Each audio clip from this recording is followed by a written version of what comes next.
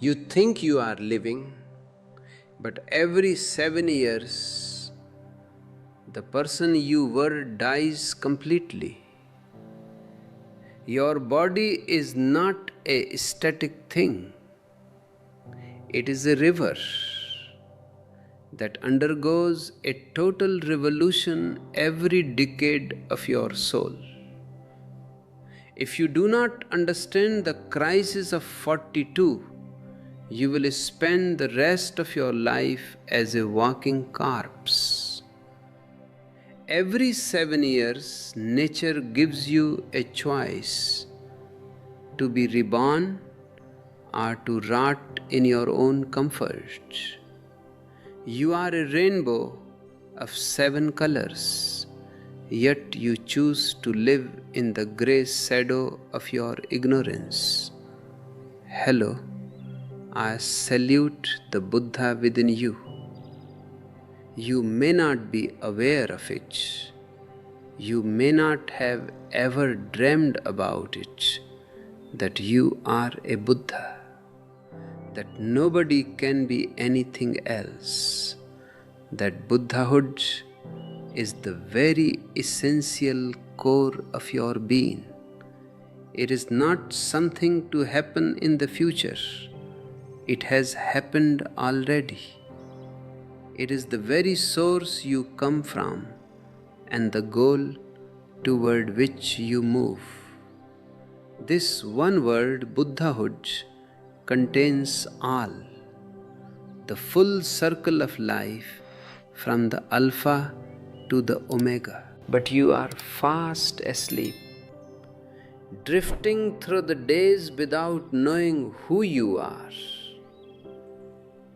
Not that you have to become a Buddha, but only that you have to recognize it, that you have to return to your own source.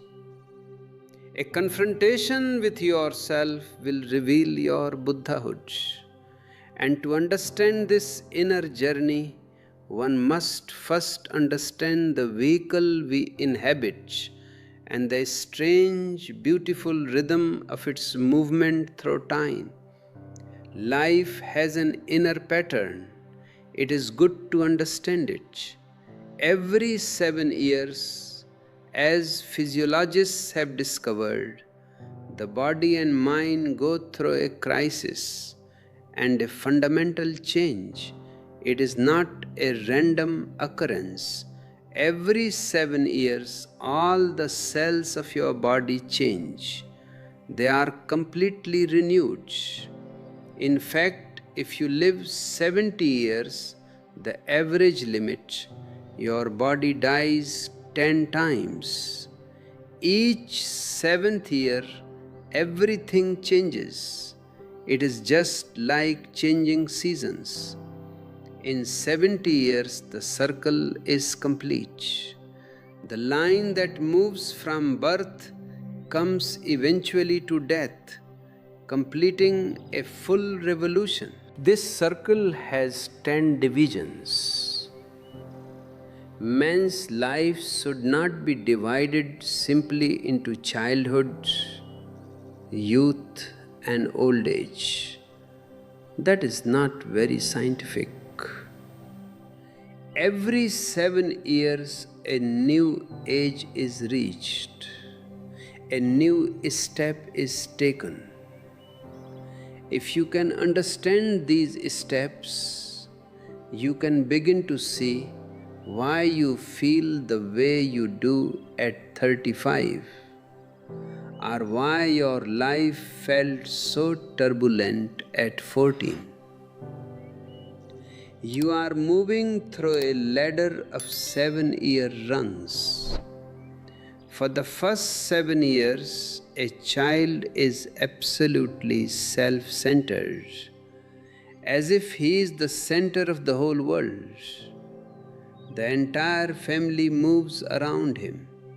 Whatever his needs are, they must be fulfilled immediately. Otherwise, he will go into a tantrum. Anger, rage. He lives like an emperor. a real emperor. His mother, his father, all are servants, and the whole family exists just for him. And of course, he thinks the same is true for the wider world. The moon rises for him, the sun rises for him, and the seasons change for him. A child remains absolutely egoistic for these first 7 years. Psychologists will say a child remains masturbatory during this stage, satisfied with himself. He does not need anything or anybody else to feel complete. Then, after 7 years, a breakthrough occurs. The child is no longer self-centered, he becomes eccentric. Literally, the word means going out of the center. He moves toward others. The other becomes the important phenomena. Friends, gangs, social groups. Now he is not so interested in himself. He is interested in the bigger world. He enters an adventure to know who this other is. This is when the inquiry starts. After the 7th year, the child becomes a great questioner. He questions everything. He becomes a great skeptic because the inquiry is there. He asks millions of questions. He bores his parents to death. He becomes a nuisance. Why are the trees green? Why did God create the world? He starts becoming philosophic. This inquiry, this skepticism, he insists on going into the heart of things. He might kill a butterfly just to see what is inside, or destroy a toy just to see how it works. He becomes interested in the other, but importantly, during this second stage from 7 to 14, the other remains of the same sex. Boys are not interested in girls. They think boys who are interested in girls are sissies. Girls are not interested in boys. A girl who plays with boys is labeled a tomboy. Psychoanalysts would call this second stage homosexual, not in a sexual sense, but in a social and energetic sense. This is why the friendships formed between 7 and 14 are often the deepest you will ever have. Such ties are so strong that they remain with you forever. Later in life, you will make many acquaintances, but that deep phenomena usually only happens during this second cycle. If you are finding that these cycles resonate with your own history, perhaps you are beginning to see the map of your own soul.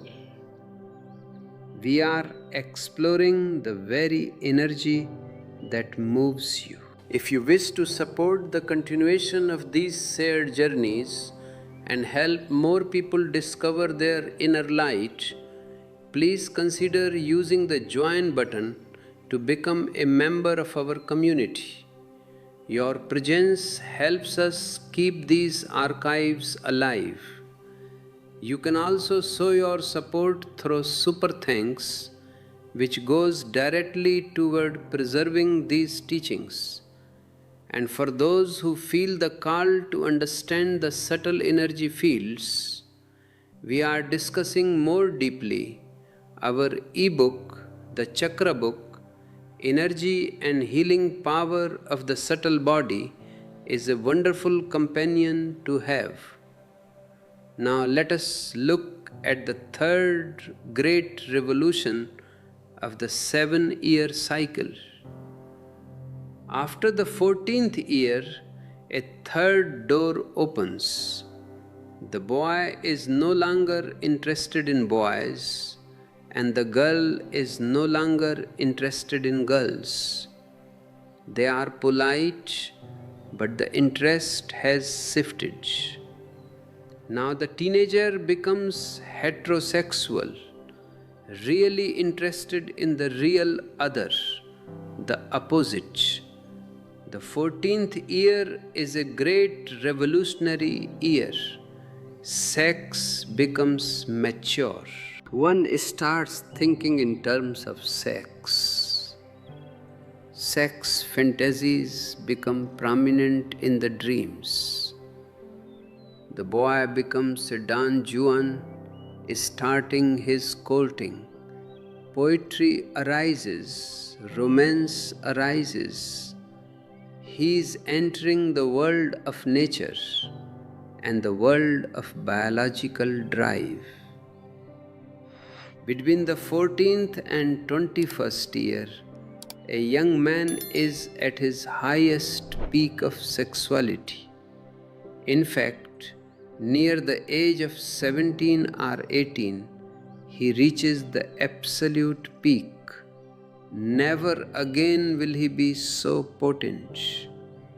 And yet, here is the tragedy of our society. If those moments are missed, he will never achieve the beautiful orgasm that could have been achieved during that peak. I am in a continuous difficulty because society forces you to remain celibate, often up to the 21st year or beyond. That means the greatest possibility of learning about sex, entering into it fully, is missed. By the time you reach 21 or 22, you are already old, as far as the biological peak of sex is concerned. At 17, you were so powerful that a sexual orgasm would have spread to your very cells, giving your whole body a bath of eternal bliss. When I say sex can become samadhi, I am talking about this wild peak energy. People come to me at 70 and say they have read my books but never achieved such heights. How can they? They missed the season. Sex is beautiful at its own time and season, and it is ugly out of season. It is a disease when it persists in a 90-year-old man. That is why people say dirty old man. But in a young man, it shows vitality and life. A right society would allow absolute freedom for sex during this cycle of 14 to 21. If it were lived totally, then society would become less sexual automatically.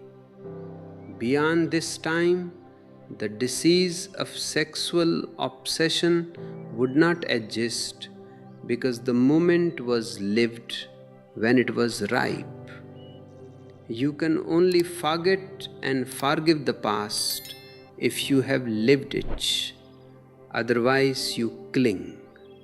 It becomes a wound inside.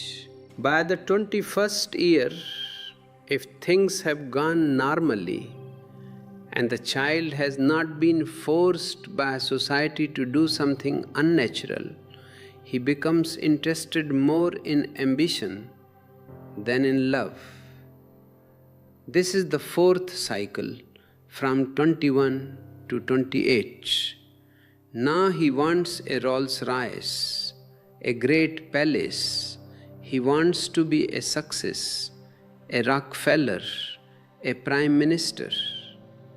Ambitions become prominent, desiring for the future, seeking power, how to succeed, how to compete, how to move in the struggle is his whole concern.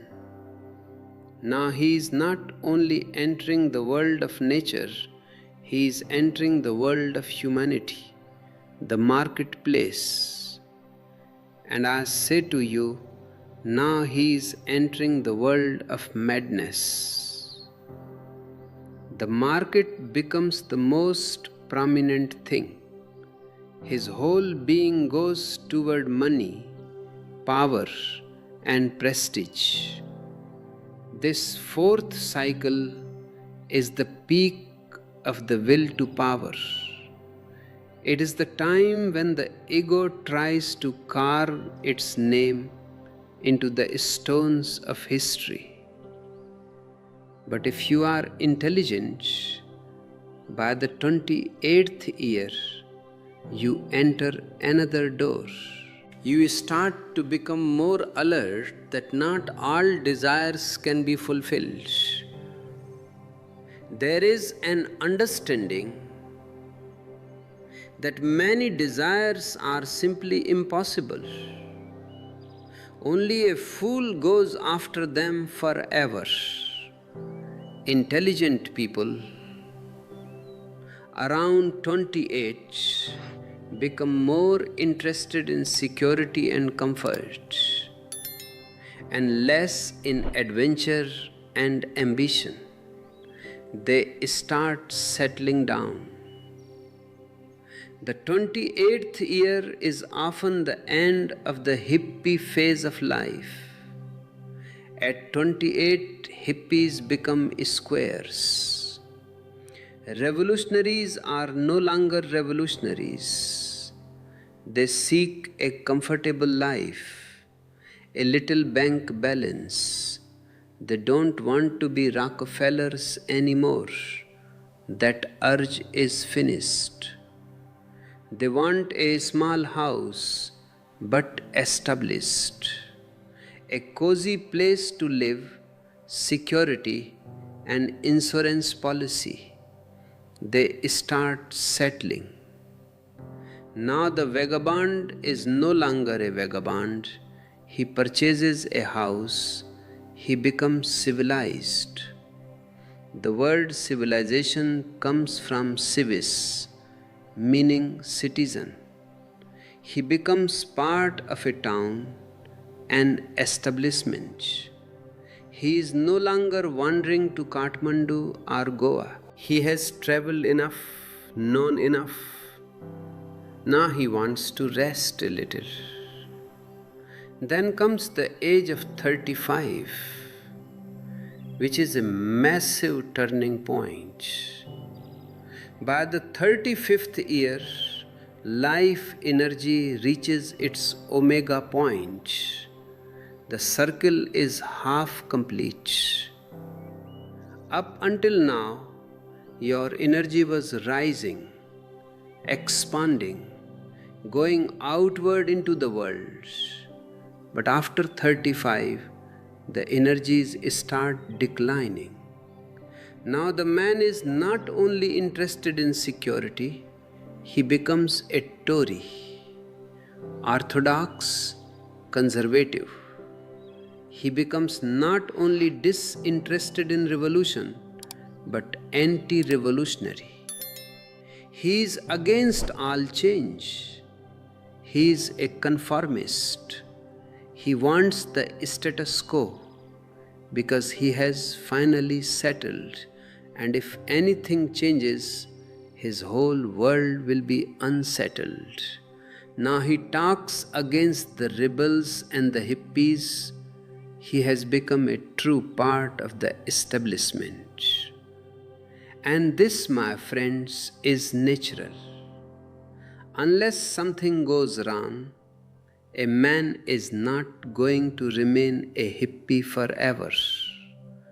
That was a phase, good to pass through, but bad to be stuck in. Just as it was good to be self-centered at 4, but it is a sickness to be self-centered at 40. If you remain stuck in any of these 7-year cycles, you have not grown up. You are not an adult. If a man remains homosexual his whole life, it means he has not contacted the other sex, which is a necessary training to know the harmony of opposites. Only through that contact can you know the misery and the ecstasy, the agony and the ecstasy both. By 35, you believe in tradition, in the past, in the scriptures, the Vedas, the Quran, the Bible.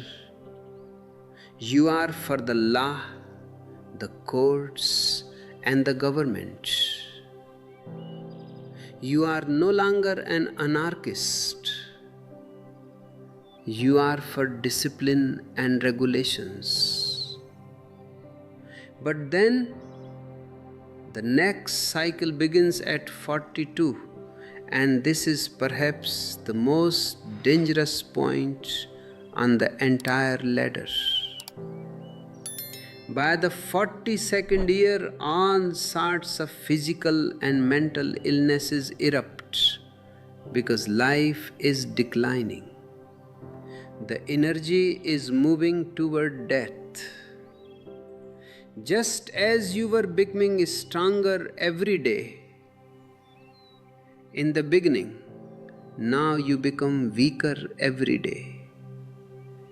But your habits persist. You have been eating heavily up to 35. Now you continue that habit. You will start gathering fat. That much food is no longer needed. It was needed when you were building your house. But now you are just maintaining it, or rather, it is starting to crumble. If you go on filling your belly as you did before, all sorts of illnesses will happen. High blood pressure, heart attacks, insomnia, ulcers. They all tend to happen around 42. This is the point where the hair starts falling out or becoming grey. Life is turning into death. And it is near the age of 42 that religion starts becoming important for the first time. You may have dabbled in it before, but now it becomes a deep concern. Because religion is deeply concerned with death. Now death is approaching. And the first true desire for religion arises. Carl Jung, the great psychologist, observed that the people who came to him at the age of 40 or near about were always in need of religion. If they go mad or neurotic at this age, they cannot be helped unless they become rooted in religion. It is their basic need. But here is the difficulty. If your society is secular and has never taught you the art of dying, you find yourself in limbo at 42. The society was good when you were 14 because it is built on sex.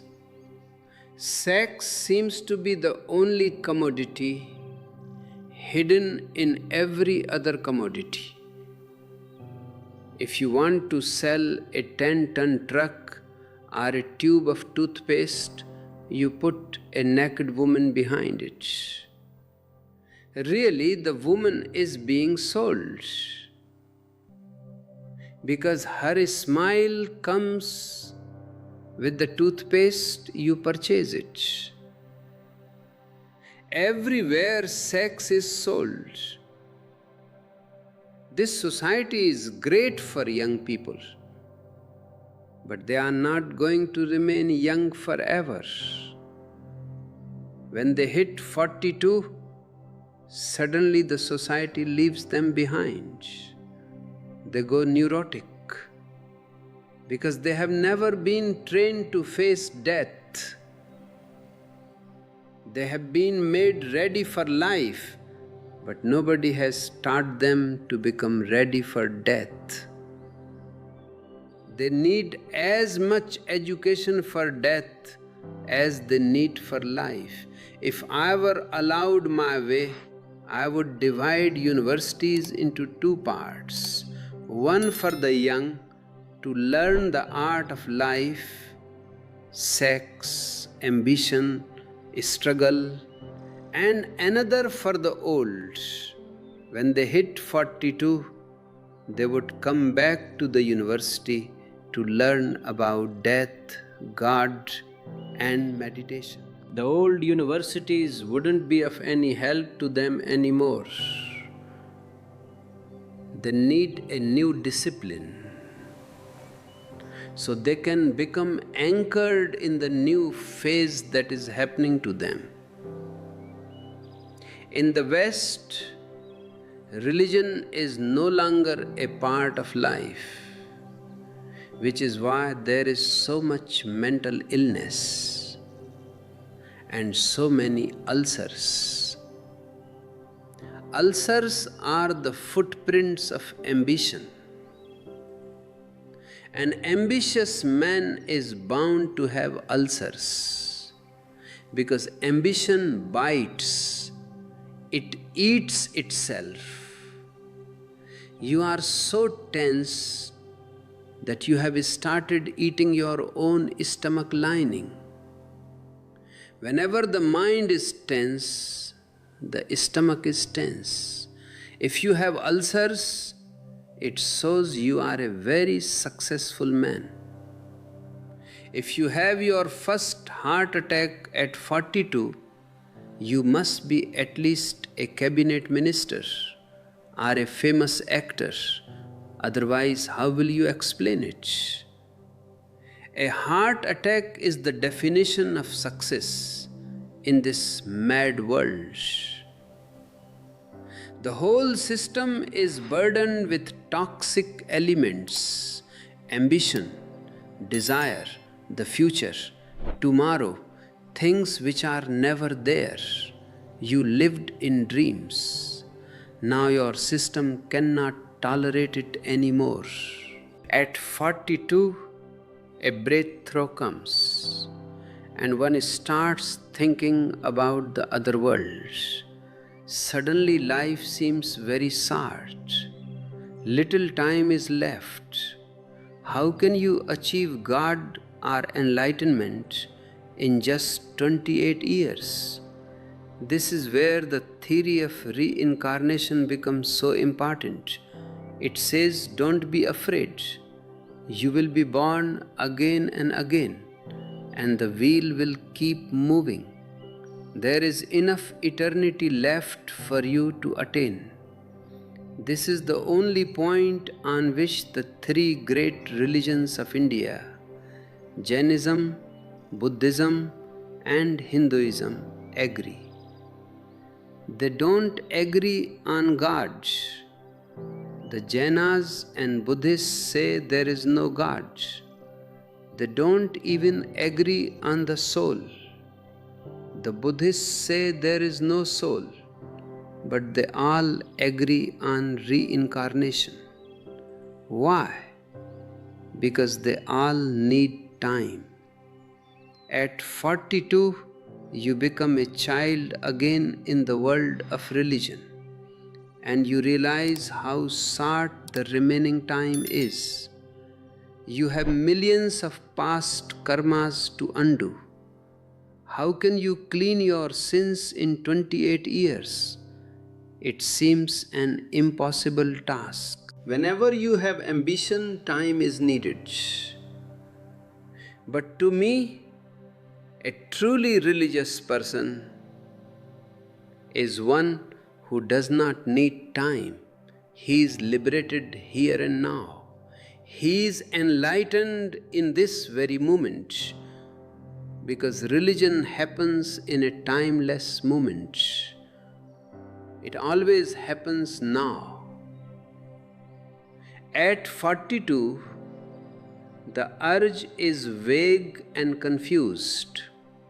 You might start looking at a temple with keen interest, or visit a church as a casual visitor.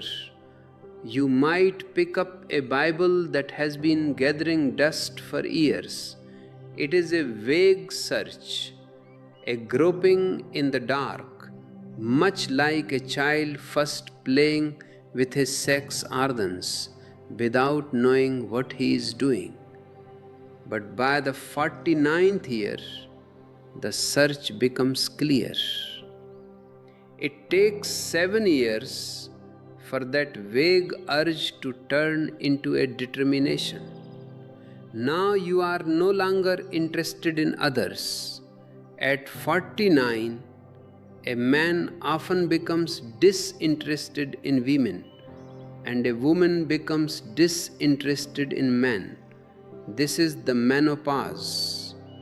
The whole sexual game starts to look juvenile and immature. Yet, society often forces you to keep pretending. In the East, we suppressed sex at 14, making the boy feel guilty for his natural fantasies. In the West, the suppression is different. People are forced to remain sexual at 49 and beyond. Teachers tell you that you can be potent until 90, and if you aren't interested, you start to feel guilty. Psychologists warn that if you stop sex, your life energy will drop and you will die soon. This is just as stupid as the Eastern suppression of the 14-year-old. Nature must be allowed. At 49, sex naturally subsides, just as it naturally arose at 14. The circle must be complete.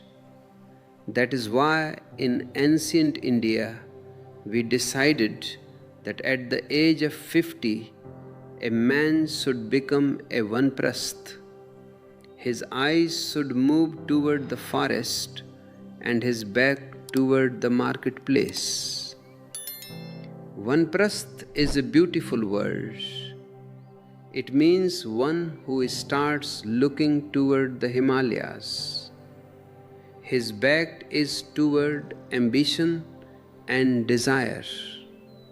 He starts moving toward aloneness, toward being himself. Before this, responsibilities were too much.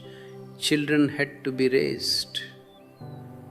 But by 49, your children are getting married and settling down.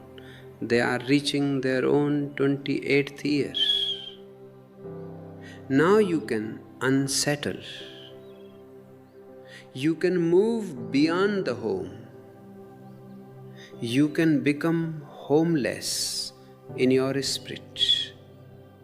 You become an introvert, meditative, and prayerful.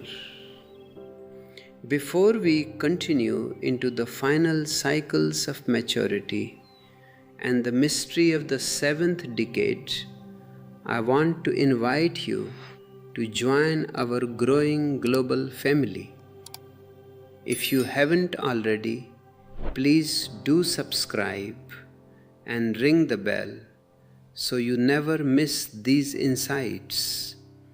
Every like and share helps us reach another seeker who might be struggling through their own 42nd year crisis.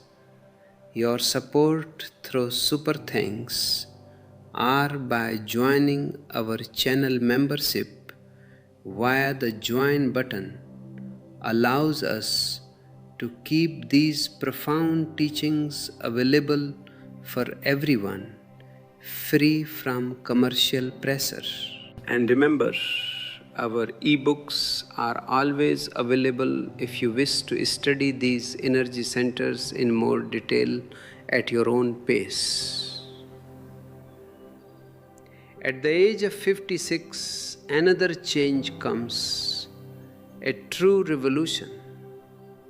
Now it is not enough to just look toward the Himalayas, you have to actually go.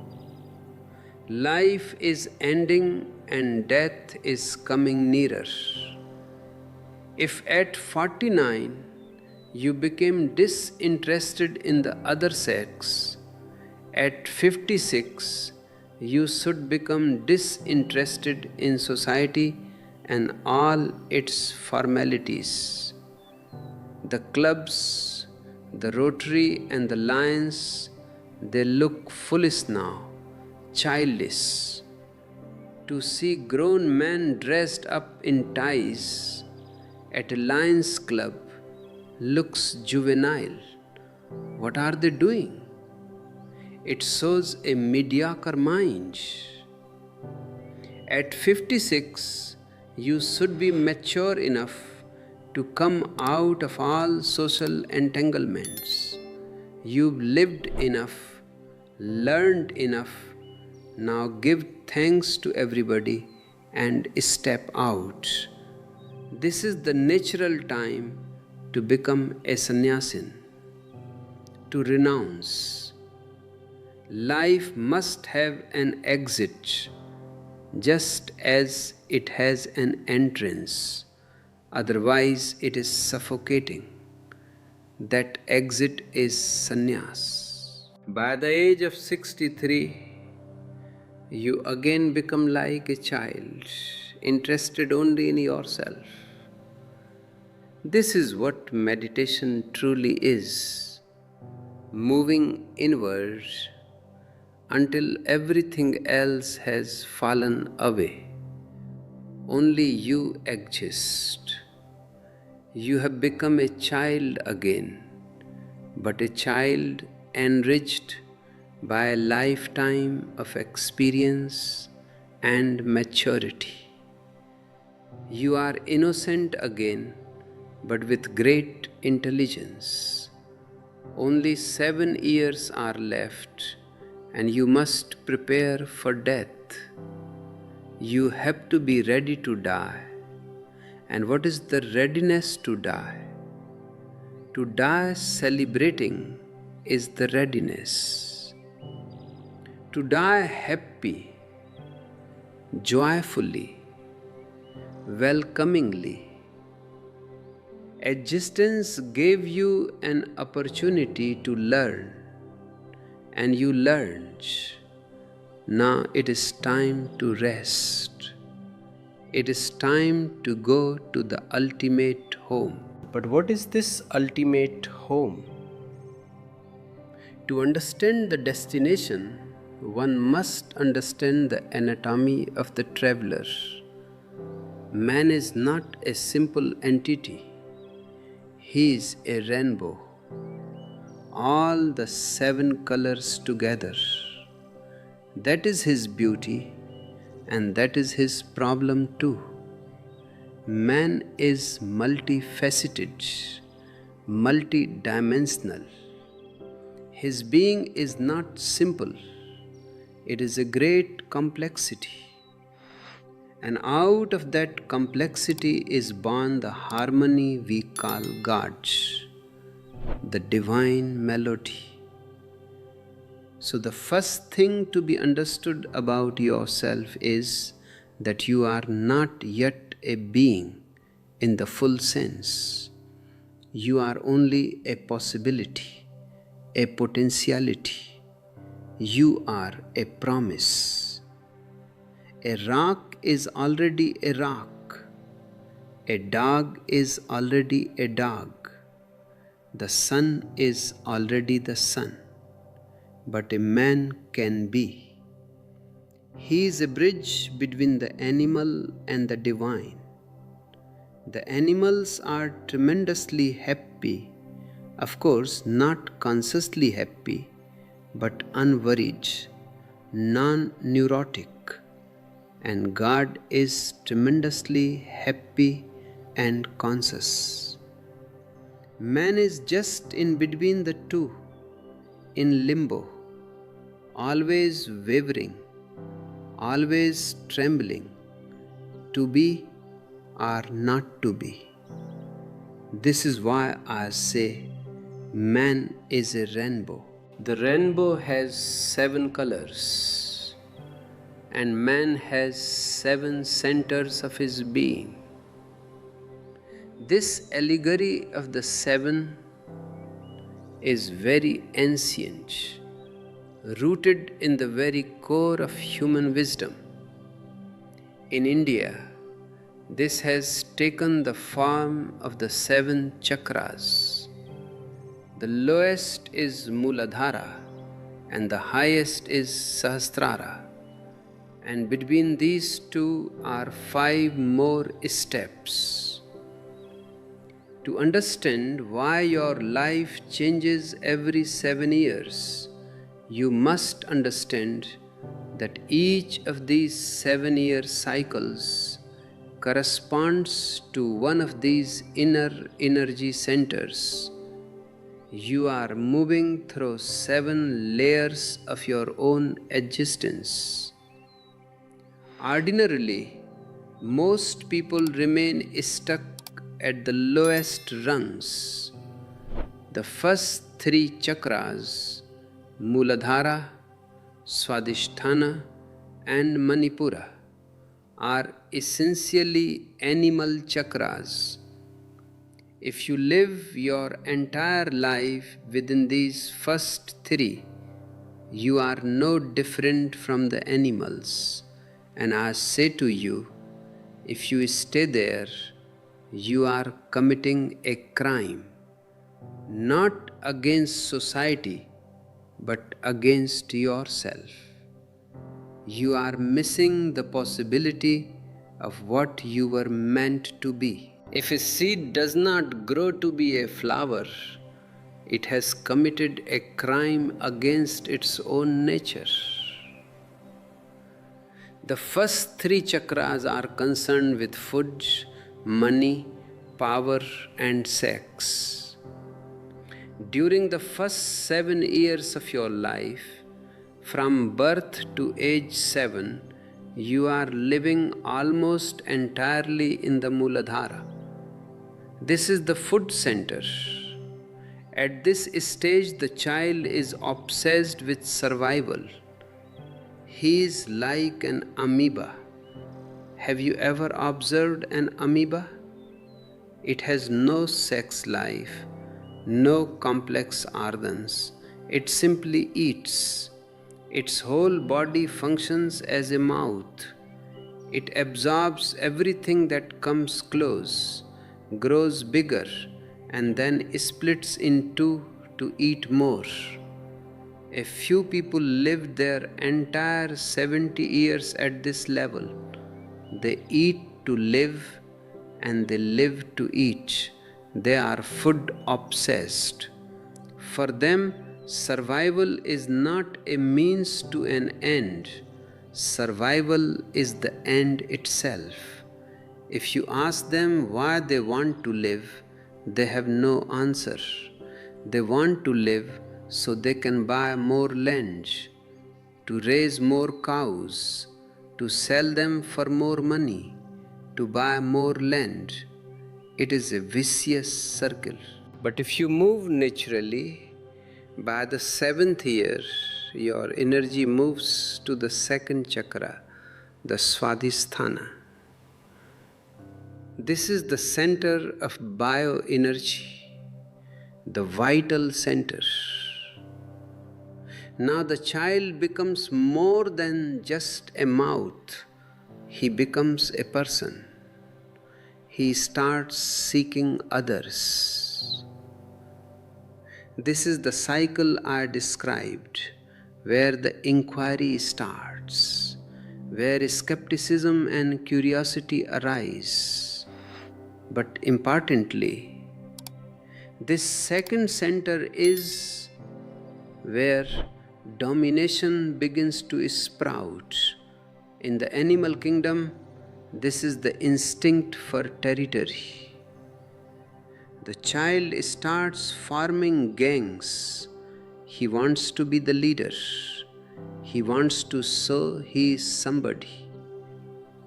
Then, at 14, the energy hits the third chakra, the Manipura. This is the solar plexus, and it is the peak of the lower realm. This center is deeply connected to sex and ego assertion. In the animal existence, sex is the highest value because it involves sharing. In food, you only absorb, you don't share. In domination, you destroy, you don't create. But in sex, you share your energy. It is the highest possibility on the lower plane. This is why the years between 14 and 21 are so explosive. Your Manipura is on fire. But here is where the bridge must be crossed. The fourth chakra is the Anahata, the heart center. The first three are animal. The last three are divine. Between them stands the heart. Love is the bridge. Try to understand this as deeply as possible. Below the heart, you are an animal. Above the heart, you become divine. Only in the heart are you truly human. A man who can feel, who can love, who can pray, who can cry, who can share. This is a real human being. Humanity has finally dawned in him. This usually happens or should happen between the ages of 21 and 28. If you move into the world and only seek money and power, you have bypassed your heart. You have chosen to remain a successful animal rather than becoming a human being. If the heart opens, then by the 28th year, you enter the fifth center, the Visuddha. This is the throat chakra, the center of expression and creativity. Now, love becomes more than just a relationship. It becomes a prayer. Love becomes meditative. You start to find your own song, your own dance. You are no longer interested in imitating others. The Visuddha is destroyed by copying. If you are just a carbon copy of your father, your teacher, or your priest, your fifth center will remain closed. It is only helped by creativity, by finding your own style of life. Even if you are just cleaning a floor, if you do it with your own authentic signature, with your own joy, you are opening the Visuddha. By the age of 35, you should be reaching the sixth center, the Agna Chakra, the third eye.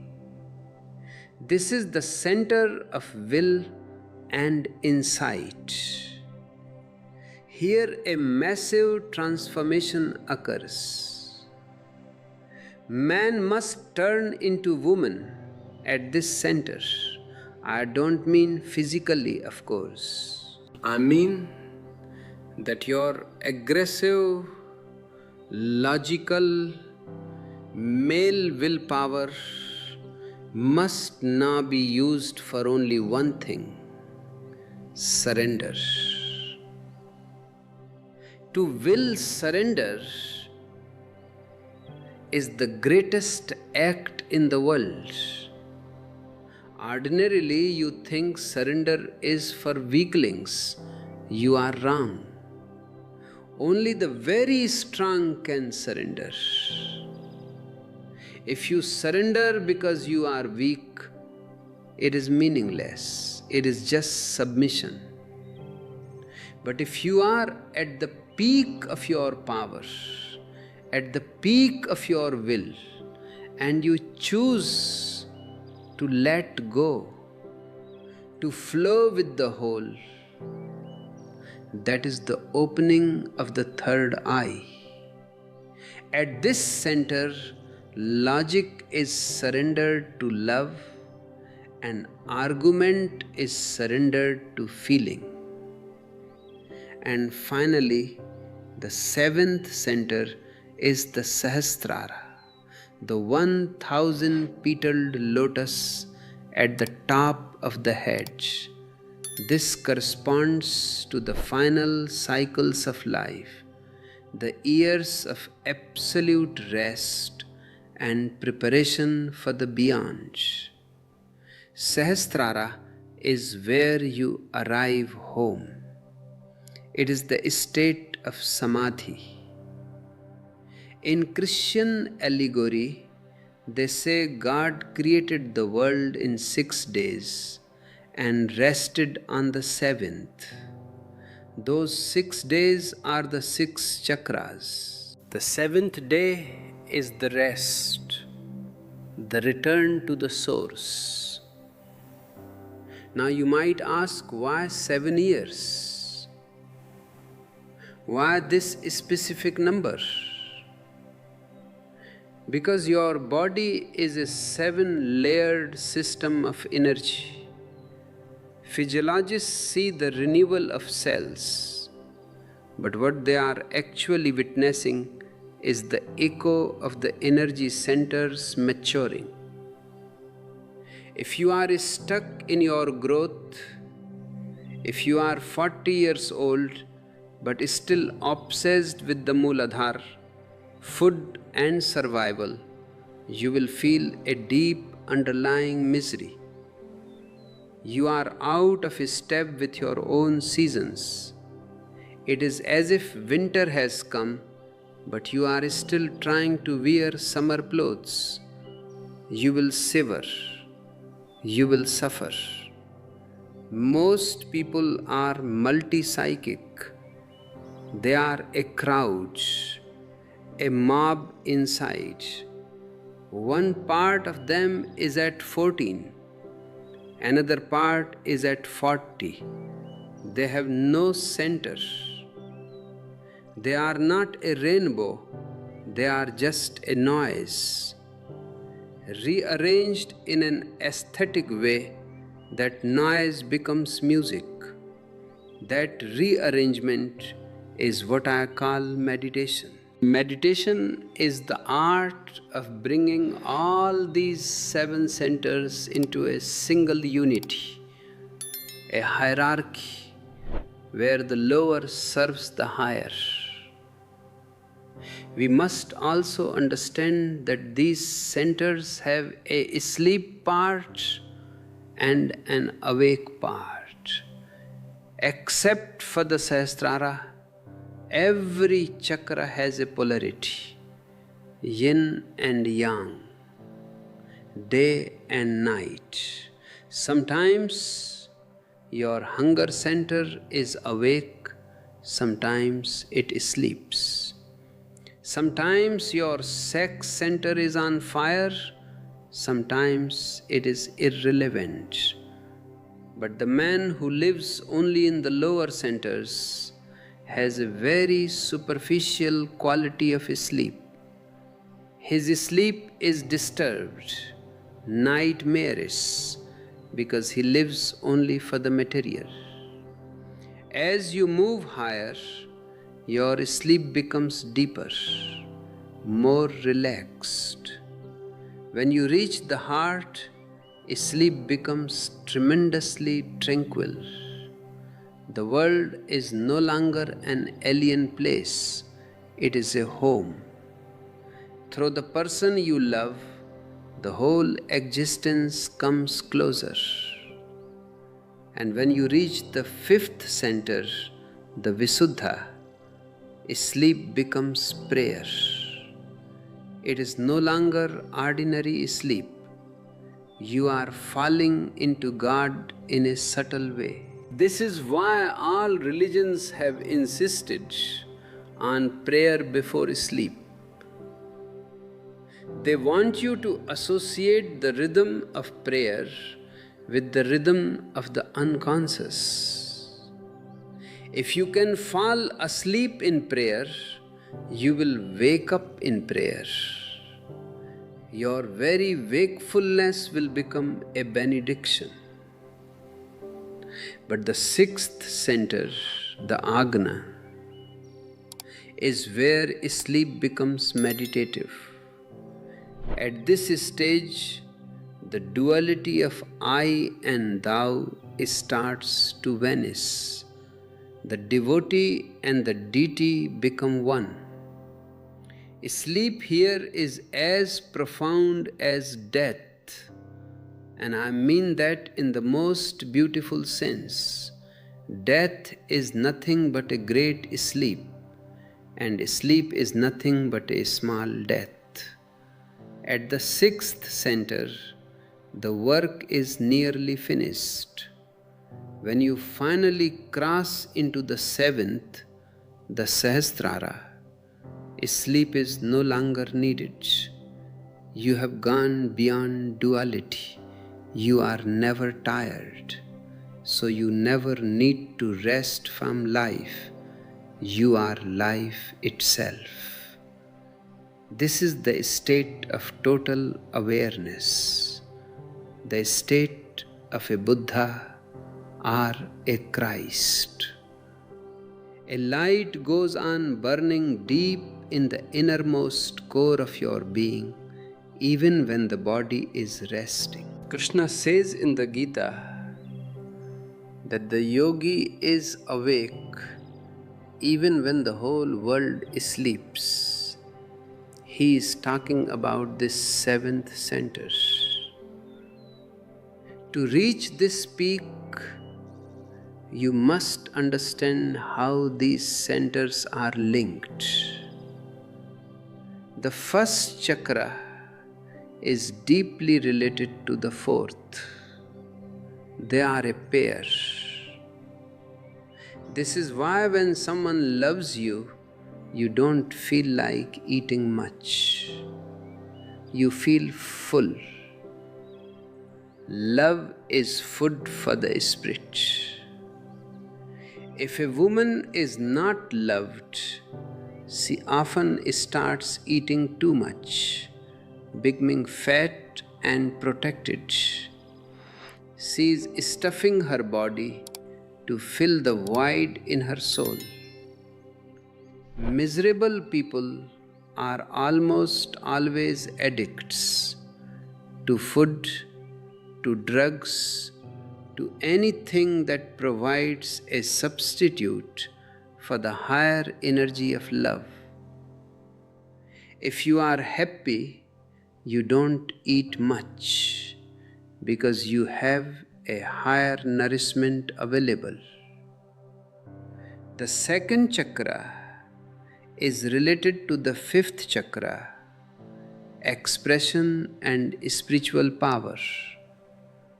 The politician and the priest are two sides of the same coin. The politician wants to conquer the world. The priest wants to conquer himself and then claim power over gods.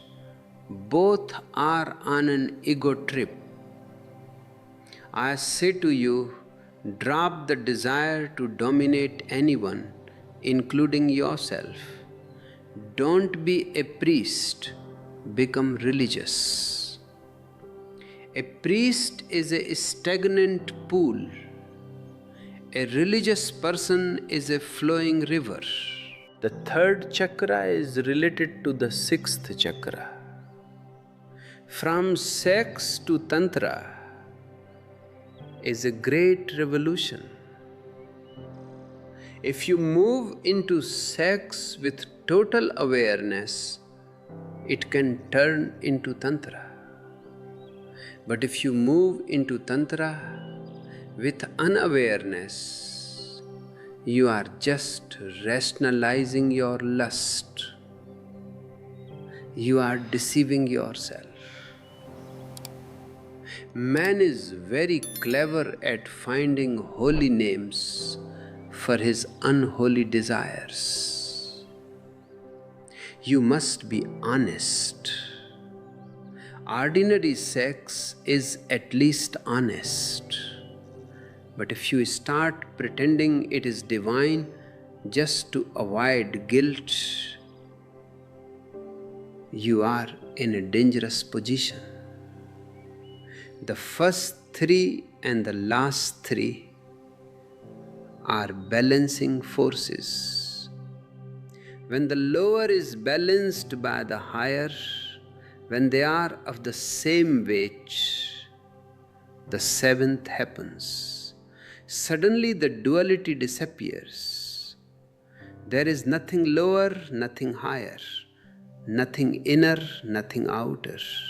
Only the one remains. This is the goal of the entire search. But why do so many of us feel blocked?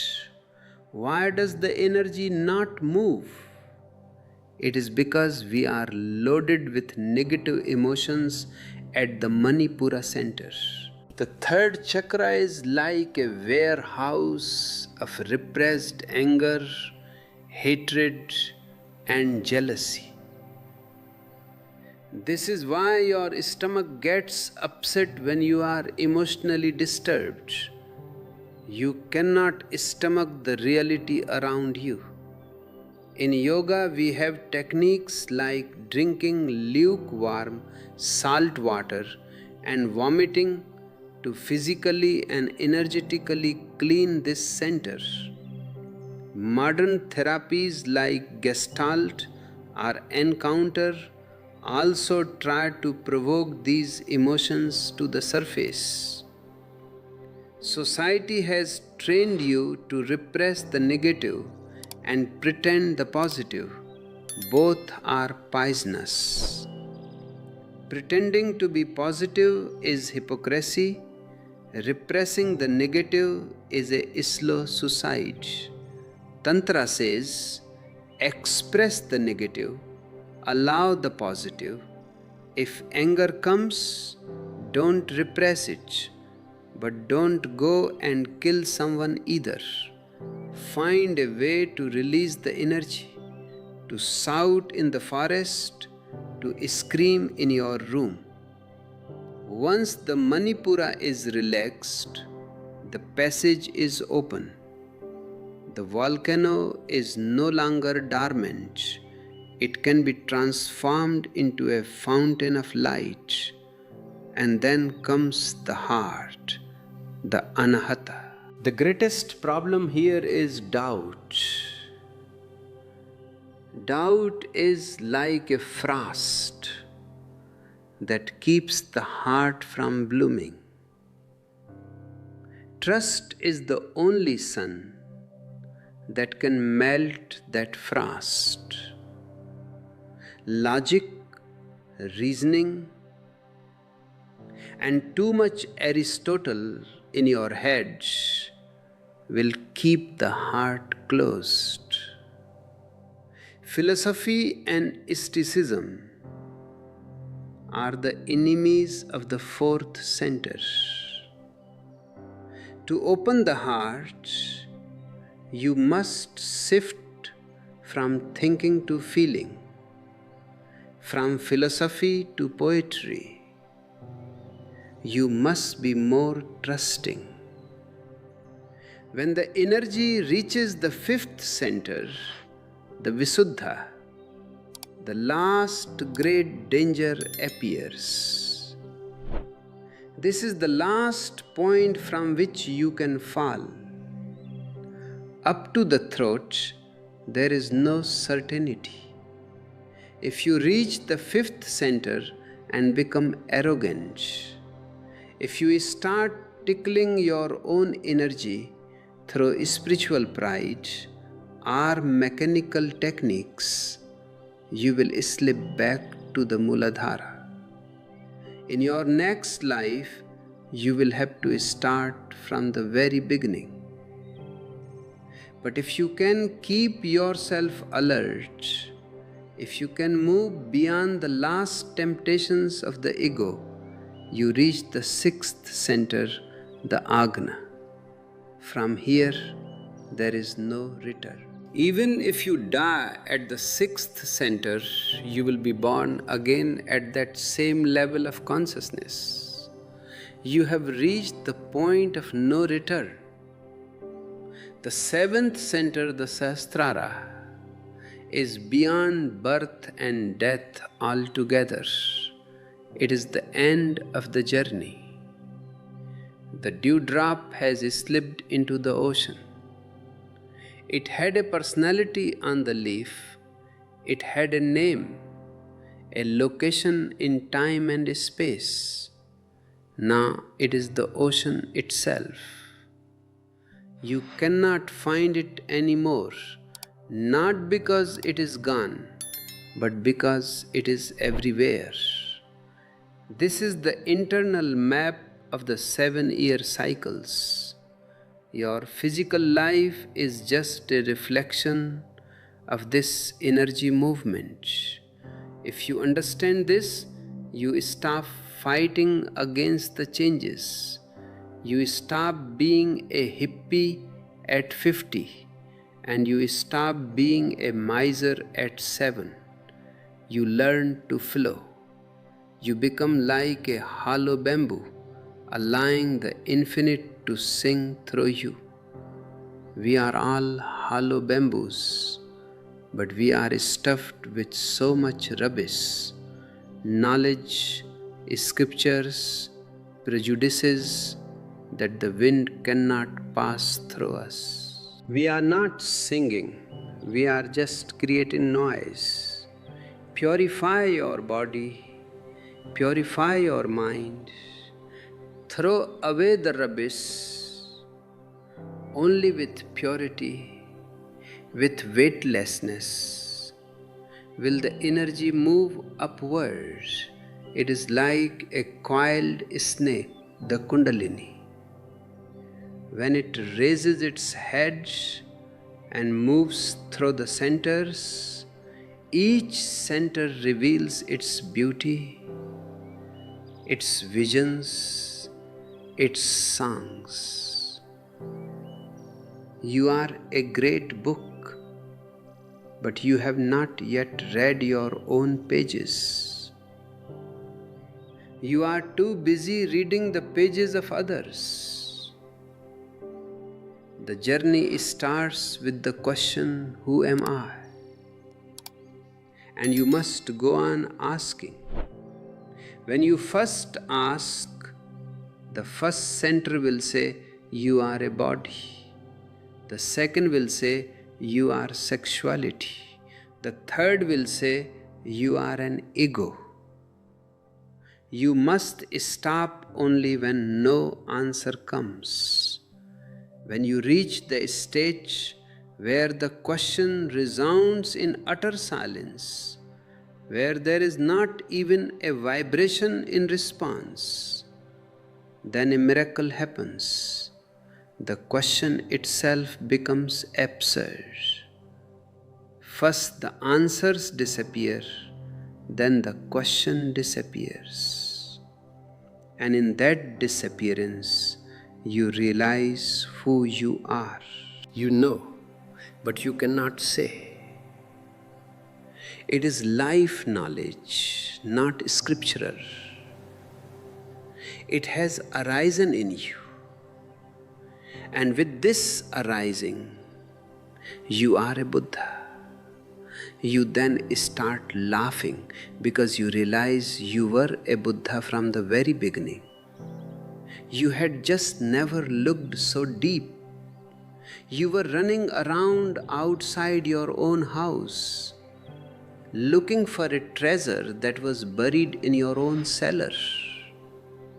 You were a beggar dreaming of a kingdom, only to wake up and realize you are the emperor. This perfection of wisdom is what I call the lovely, the holy. It is holy because Buddhas are born out of it. It is feminine, receptive. It is a mother, not a father. The source of all is a womb. Receptivity is the highest quality. The masculine is aggressive. The feminine allows. You win only with existence, never against it. If you try to conquer the river, you will eventually be exhausted and fail. But if you can give in joyfully, it becomes surrender. Then it is no longer defeat, it is a victory. The losers are the only winners in this game. Those who are ready to let go of their will, their I, are the only ones who truly find themselves. Avalokit, one of the names of Buddha, means one who looks from above. He stands at the seventh center and looks down at the world. From that height, what you think is your full life looks completely empty. You think you are a man, a woman, a rich man, a scholar. All these are empty cells, just combinations of 5 elements, creating a temporary tick like a clock. If you take the clock apart, where is the tick? It is not a thing. It is a byproduct of the parts functioning together. Your I is that tick. It is empty. But don't be afraid of this emptiness. This emptiness, sunyata, is the key. From this emptiness, you move toward a fullness that is inconceivable to the mind. To the mind, the Buddha looks empty. To the Buddha, you are the one who is empty, because you are filled with nothing. You are filled with possessions that will be taken by death, filled with knowledge that is borrowed, filled with an ego that doesn't exist. We must become integrated. Schizophrenia is the common state of man because we are split between our centers. We are not one, we are a mob. The goal of Tantra, the goal of yoga, is to put yourself in order. There is a beautiful story of a rainmaker who was asked to bring rain to a dried up province. He asked for a small cottage to be alone for 3 days On the third day, the rain fell. When they asked how he did it, he said, I did nothing to the rain. I only put myself in order. Once I was in order, the world was in order for me, and the drought had to yield. This is the secret. Once you are in harmony, the whole existence is in harmony. When you are bridged together, everything is bridged. The individual becomes the universal. You have been thinking you were separate from the stars, from the trees, from the people around you. But that is only because your energy centers were blocked. You were living in a small dark room with the windows shut. Open the windows. Relax the Muladhara. Drop the fear of sex and the fear of death. These are the two fears that have dominated humanity for millennia. They have not allowed you to grow. Drop them. Move into your heart. Start giving, not just taking.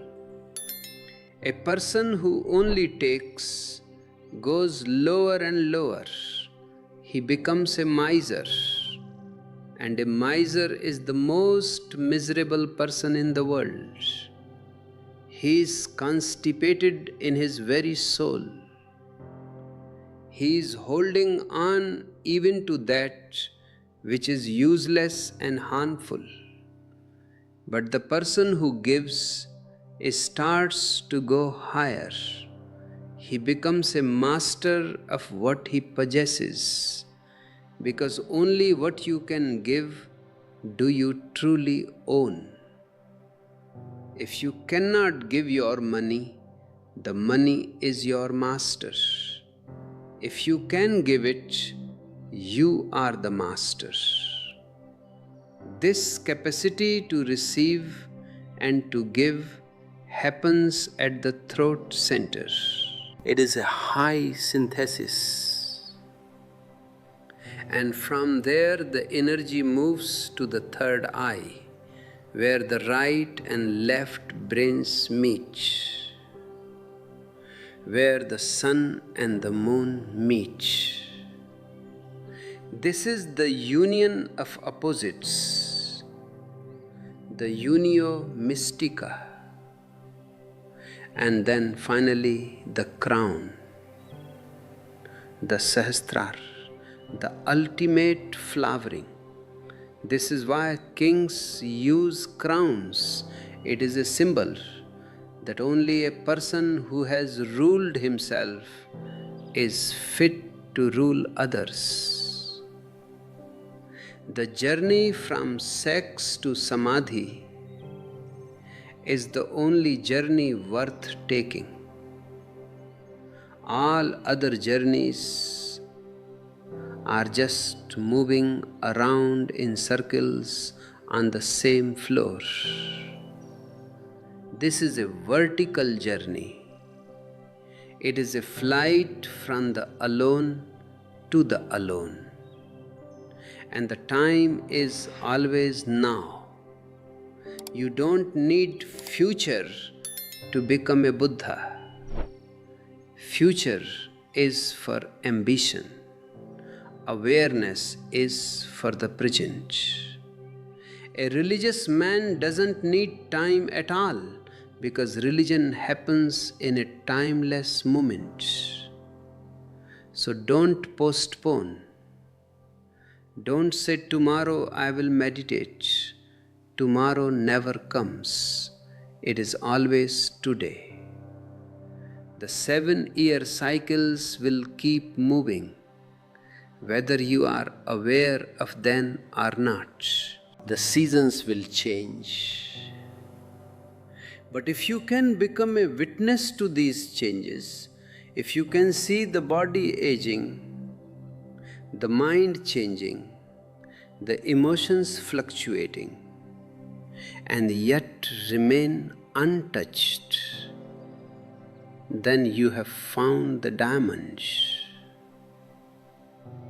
You have found that which is beyond the 7 colors of the rainbow. You have found the white light from which all colors come. When you reach the age of 42, a mysterious and often frightening door begins to creak open. In the West, this is dismissively called the midlife crisis, but it is much more than a psychological hiccup. It is a biological and spiritual earthquake. For the first time in your life, the rumors of death start to sound like a knock on your own front door. Up until 42, death was something that happened to others, to the elderly, to the sick, to people in the news. You were moving up, expanding your empire, raising your children, building your name. But at 42, you realize with a sudden cold clarity that the peak has been crossed. You are now on the downward slope. This realization often creates a frantic panic. This is the age where men start acting like teenagers again, chasing younger women, buying flashy cars, trying to prove to themselves that they are still potent, still relevant, still young. They are trying to jump back to the 14 to 21 year cycle. But you cannot go backward in the river of time. To try to live like a 20-year-old when you are 45 is not only pathetic, it is a waste of a golden opportunity. You are missing the unique beauty of the autumn because you are still clinging to a plastic version of spring. In the ancient wisdom of the East, we understood that at 42, your outer work is essentially done. You have fulfilled your biological duty to the species. You have likely established your place in the community. Now the energy that was once used for ambition and sex must be redirected. If it is not redirected, it turns sour. It becomes anxiety. It becomes heart disease. It becomes a deep underlying bitterness. The reason so many people are miserable in their middle age is that they are trying to use downward flowing energy for upward climbing purposes. They are fighting against the gravity of their own souls.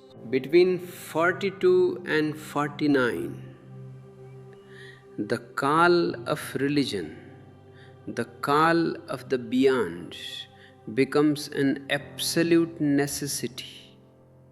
If you don't find a way to meditate, if you don't find a way to look within, you will go mad. You may not go to a madhouse, but your life will become a silent, polite insanity. You will go to your office, you will talk to your wife, you will play with your grandchildren, but inside there will be a hollow echoing. You will ask, is this it? Is this all there is to life? And I say to you, yes. If you are looking at the horizontal line of life, this is all there is. But there is a vertical line. The horizontal line is the line of time, of doing, of achieving. The vertical line is the line of being, of eternity, of silence. At 42, the intersection of these two lines becomes sharp. You must choose. Either you continue to run faster and faster on the horizontal track until you drop dead of exhaustion, or you stop, take a deep breath, and begin the vertical ascent.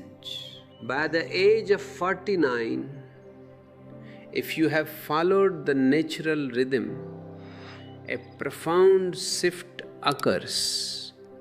This is the age of the Vanprasth. In India, this meant the forest dweller. It does not necessarily mean you leave your house and move to the woods, though for some that is the literal calling. It means that even while living in the city, you are no longer of the city. Your eyes are turned toward the forest, toward the silence of nature, toward the Himalayas within your own heart. At 49, the hold of the world begins to slip. You realize that the power you sought, the money you accumulated, the prestige you fought for, it is all just colored dust. It cannot go with you through the door of death, and death is now only 21 years away, according to the natural cycle of 70. 21 years is a very short time. It is exactly the same amount of time it took you to grow from a baby to a young adult. It will pass in a heartbeat. So at 49, one starts to unsettle. Up until now, you were settling. Now you must start to let go. This is the period of the grand menopause, not just for women, but for the human spirit. The sexual drive, which was the engine of your life for 35 years, finally begins to cool. This is a blessing. But the ego, which is built on sex and competition, sees it as a curse. The ego wants to stay in the game. It wants to keep performing. I tell you, let the performance end. The theater is closing. It is time to go backstage and see who the actor really is, beneath the costume and the makeup. When the energy moves from the fourth center, the heart, up toward the fifth and sixth centers, during this period, you begin to experience a different kind of joy. It is not the excitement of the young, it is the tranquility of the mature. Excitement is always followed by exhaustion. Tranquility is a steady flame. It does not flicker. At 49, you should be moving into this steady flame. You should become a witness. Being a witness means you no longer get caught in the drama of your own emotions. Someone insults you, you watch the anger arise like a cloud, but you don't become the anger. You see it and you let it pass. Your business has a loss. You see the anxiety, but you don't become the anxiety. You are the mountain, and the emotions are just the weather. The weather changes, but the mountain remains. This witnessing is the beginning of true freedom. Then comes the age of 56. This is the start of the 9th cycle. At 56, you should be ready to become a sannyasin. Again, don't be misled by the words. To me, a sannyasin is not someone who wears orange robes or hides in a monastery. A sannyasin is someone who has realized that the I is a fiction. He has seen through the game. He lives in the world, but he is no longer a householder in his mind. He is a guest. He knows he is only staying here for few more days, so he doesn't get upset if the hotel room isn't perfect. He doesn't try to renovate the hotel. He just enjoys the view from the window while he is there. Between 56 and 63, a man or woman should become a source of wisdom for the younger generations. But you can only be a source of wisdom if you have truly grown up. If you are still a 70-year-old teenager, chasing after the same things as the 20-year-olds, you have nothing to offer. You are just a competitor, and a poor one at that. But if you have moved through the centers, if you have reached the throat and the third eye, your very presence becomes a cooling shadow for those who are still burning in the heat of ambition. At 63, you enter the final 7-year cycle. You are back at the beginning, but with a difference. You have completed the circle. You are once again like a child.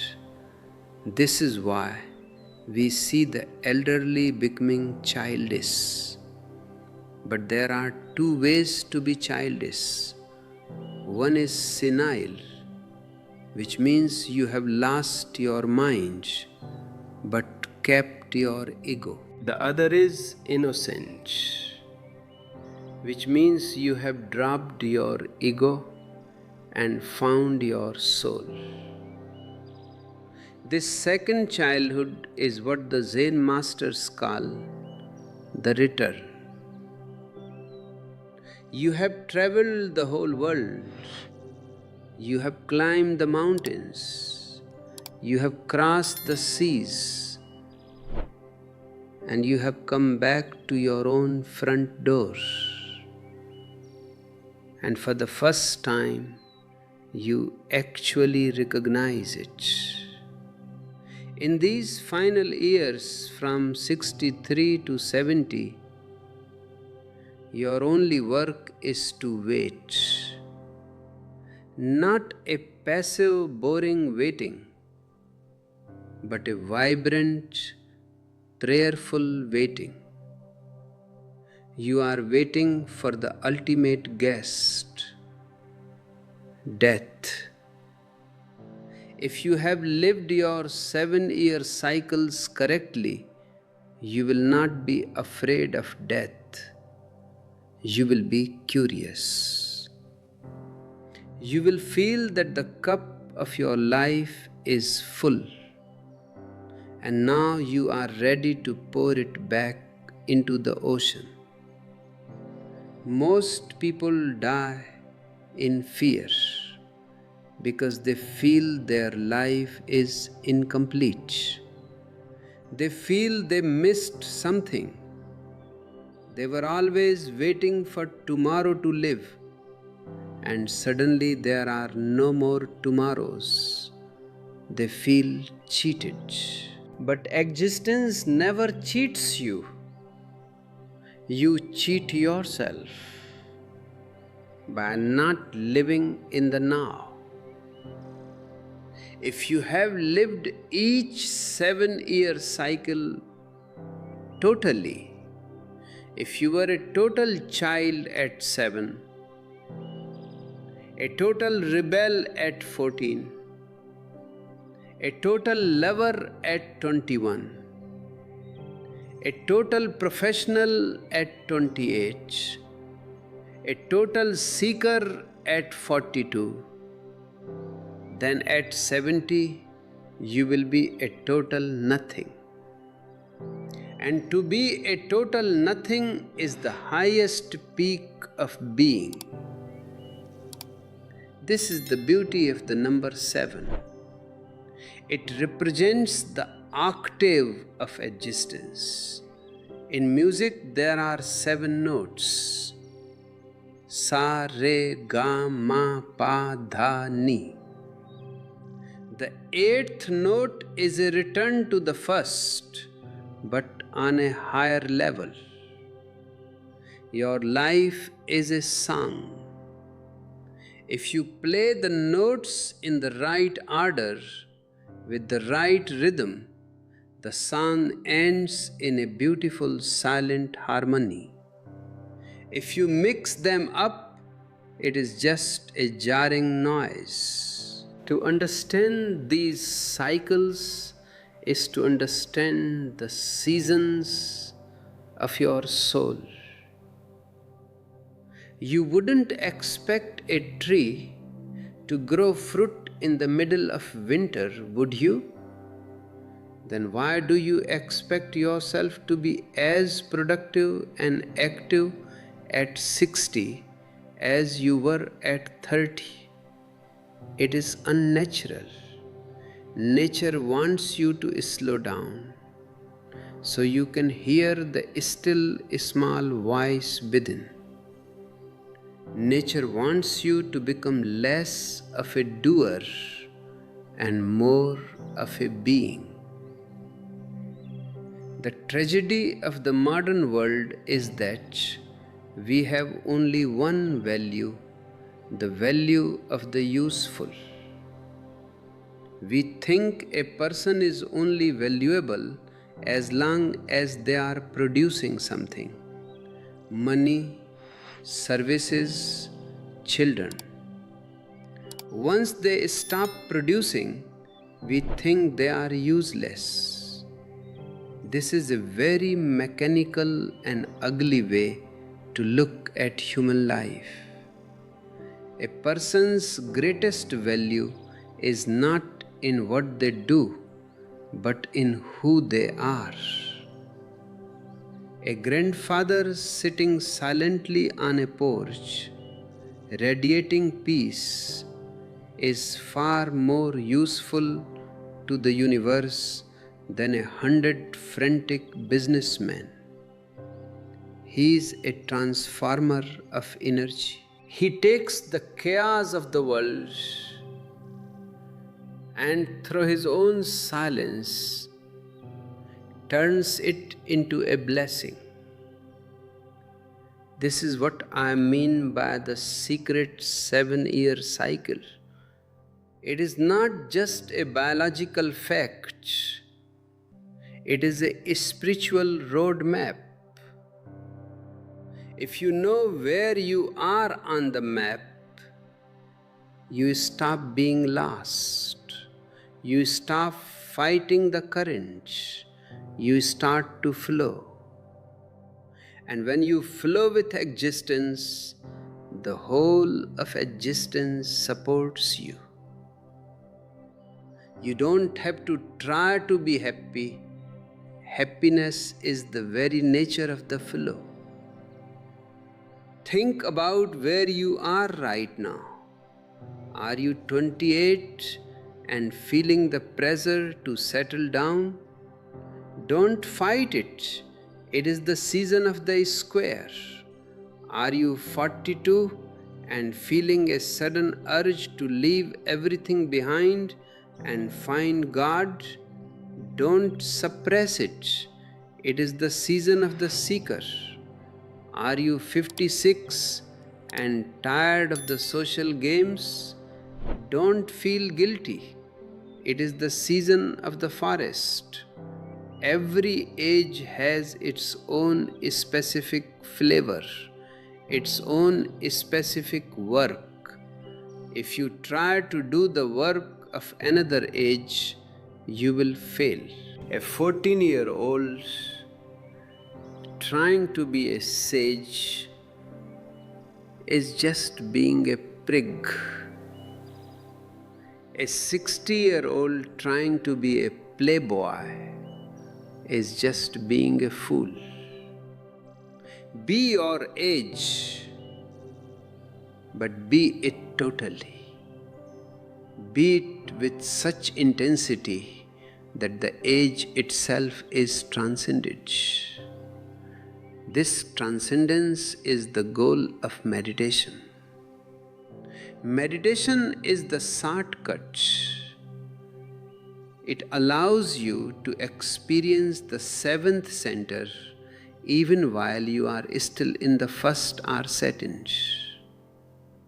It is like a glimpse from the top of the mountain while you are still climbing the lower slopes.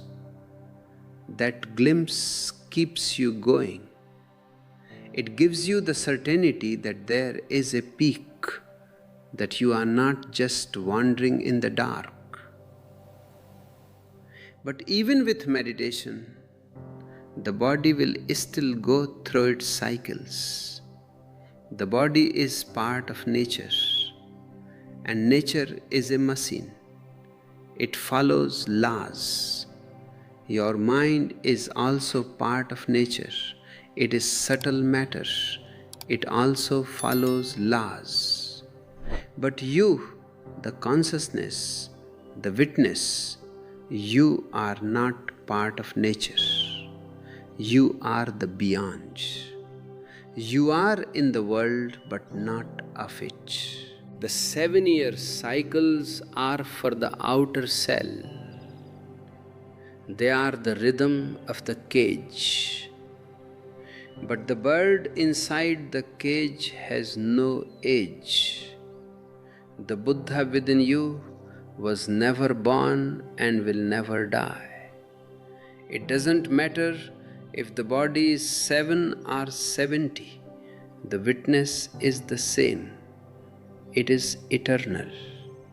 The whole point of understanding the cycles of the cage is so that you can eventually find the key and fly out of it. If you are too busy fighting with the bars of the cage, you will never look for the key.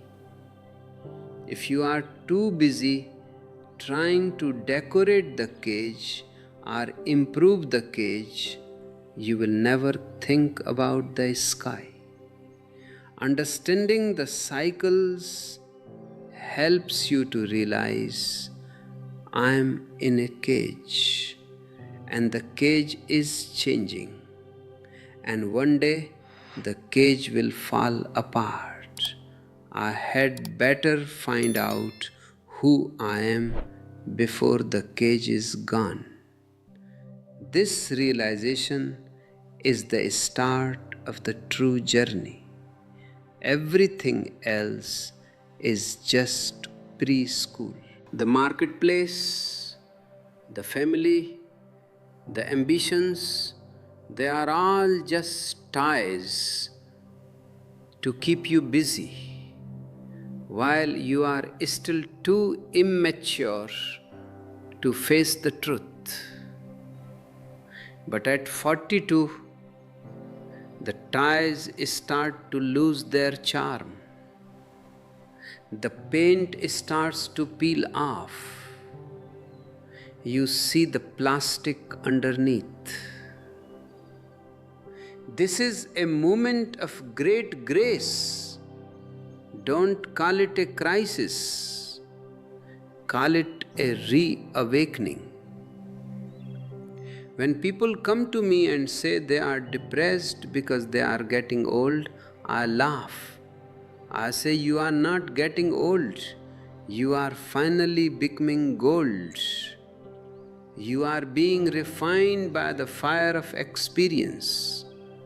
If you are just getting old, you are becoming a burden. If you are growing up, you are becoming a blessing. The difference is only one thing: awareness. If you move through the cycles with awareness, every 7 years you become more transparent. The ego becomes thinner. The light of the soul shines through more clearly. By 70, you should be so transparent that you are almost invisible as a personality. People shouldn't see a person, they should see a presence. They should see a void that is filled with light. This is the state of the Paramahansa, the great swan. The swan is said to be able to separate milk from water. This is a metaphor for the person who has reached the final cycle. They can separate the eternal from the temporal. They see what is real and what is just a passing shadow. And once you see what is real, you cling to nothing. You are free. This freedom is your birthright, but you have to claim it. You cannot claim it by staying at the first 3 centers. You cannot claim it by being a social animal. You have to take the risk of the interior journey. You have to be willing to lose your mind to find your soul. Look at your life as a series of lessons. The first 7 years taught you existence. The second 7 years taught you inquiry. The third 7 years taught you passion. The fourth 7 years taught you action. The fifth 7 years taught you balance. The sixth 7 years taught you reflection. And the seventh 7 years, the 42nd year, is the start of transformation. From 42 onward, the real work begins. Everything before that was just preparation. You were just gathering the wood. Now you must light the fire. And the fire is the fire of zikr, of remembrance, of satsang. It is the fire that burns away the false, so that only the true remains. Do not be afraid of the fire. The fire only burns that which is burnable. It cannot touch that which is eternal. The more you are burned, the more pure you become. This is the alchemy of the soul. The 7-year cycles are the alchemical stages. You move from lead to gold. Lead is the heavy, dull, food and sex-centered life. Gold is the light, shining, meditative and compassionate life. And remember, the gold is already there. It is not something you create. You only reveal it. You reveal it by removing the dirt of the 7 cycles. The cycles themselves are not the problem. The clinging to the cycles is the problem. Use the cycle, but don't let the cycle use you. Be the master of the rhythm, not the slave of the rhythm. As you move into the higher cycles, you will find that your needs become very small. A young man needs the whole world to be happy. An old man, a wise man, needs only his own breath. He is happy just being. This is the ultimate economy of the soul. You have found the inner treasure, so you no longer need to beg at the doors of the world. This is why a Buddha can sit under a tree and be the richest person on earth. He has everything because he wants nothing. He has reached the Sahasrara, the 1,000-petaled lotus, where the nectar of existence is constantly flowing. He is drunk on the divine. You too can be a Buddha. You too can drink from this nectar. The 7-year cycles are the ladder. Start climbing. Don't stay on the first rung. Don't get stuck in the middle. Keep moving until there are no more rungs left and you have to jump into the abyss. That jump is the final enlightenment. It is the moment when the seeker is gone and only the truth remains. This is the message of the stars, the message of the trees, and the message of my heart to yours. You are more than you think you are. You are an infinite mystery, unfolding in a beautiful 7-fold rhythm. Dance with the rhythm, sing with the rhythm, and eventually become the rhythm itself. To understand the rhythm of these 7-year cycles, we must look deeper than the skin, deeper than the bones, and deeper even than the mind. We must look at what I call the psychology of the Buddhas. Ordinary psychology, the psychology of Freud, Jung, and Adler, is only a psychology of the sick, or at best, the psychology of the average.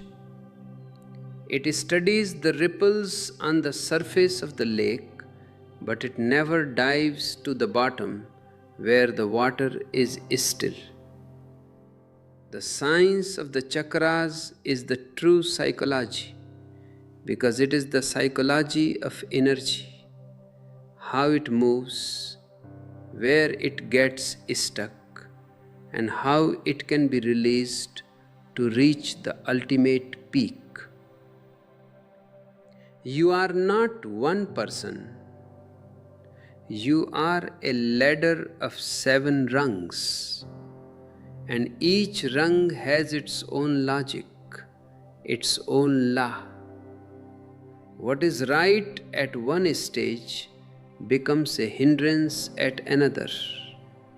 If you are 35 years old and you are still acting with the logic of a 14-year-old, you are not being young at heart. You are simply being stagnant. Stagnancy is the only sin in my vocabulary. Movement, flow, and evolution are the only virtues. Let us look at the transition between the third and fourth centers again, because this is where the majority of humanity is currently paralyzed. The third center, the Manipura, is the seat of the ego, the seat of the will to power. It is situated at the solar plexus. This is the center that the modern world worships. Our entire civilization is built around the Manipura. It is the center of competition, of getting ahead, of making a name for yourself. Between the ages of 14 and 28, this energy is at its most aggressive. And if you don't move beyond it, you become a warrior who has forgotten what he is fighting for. By the age of 28, something very subtle happens in the energy body. The horizontal movement of the ego begins to feel exhausting. You have achieved some things. Maybe you have a job, a family, a certain status, but the thirst remains. This thirst cannot be quenched by more money or more power. This is the moment when the energy wants to leap from the solar plexus to the heart, from the Manipura to the Anahata. The heart is the most mysterious center because it is the point of balance. It is the place where the earth meets the sky. The first three centers are earthly. They are about survival, procreation, and social standing. The last three centers are heavenly. They are about expression, intuition, and transcendence. The heart is the bridge. If you do not cross this bridge, you remain an animal in human clothing. You may be a very sophisticated animal, a very educated animal, but you are still driven by the same basic instincts of fear and greed. The heart center, the Anahata, is not about emotion in the way you usually think of it. It is not about sentimentality or romantic love, which is often just a disguised form of sexual hunger. The heart is about unconditional sharing. It is the first time in the 7-year cycle where you stop asking, "What can I get?" and start asking, "What can I give?" This shift is a total revolution. It is the beginning of the spiritual life. Between 28 and 35, if a person allows their heart to open, they become mellow. The sharp edges of the ego begin to dissolve. They become more compassionate, more understanding. They start to realize that everyone is fighting their own battle. and their will to conquer is replaced by will to connect. This is the age where true friendship, true service, and true creativity can blossom. But if the heart remains closed and society does everything to keep it closed, the energy gets constipated at the solar plexus. This is why you see so many people in their 30s who are successful but deeply bitter. They have a hard quality about them. They have forgotten how to cry, forgotten how to laugh from the belly, forgotten how to trust. They have become masks. They are efficient, yes, but they are dead inside. If you are in this 30 to 35-year phase, look at your heart. Is it alive? Is it beating with the pulse of the universe? Or is it just a mechanical pump? Meditation is the only way to lubricate the heart. You have to learn the art of letting go. You have to realize that you are not the doer. The more you think you are the doer, the more the ego tightens its grip. The moment you realize you are just a vehicle, a hollow bamboo through which existence flows, the heart opens naturally. Then comes the age of 35, the omega point. This is the halfway mark of a 70-year life. In terms of energy, it is the peak of the mountain. From here, every step is a step down toward the valley of death. But down is only a negative word if you are obsessed with the up. In the spiritual journey, down means in. To go down into the valley is to go into the depths of your own being. Between 35 and 42, the energy begins to move from the heart to the throat, the Visuddha. This is the center of communication and creativity.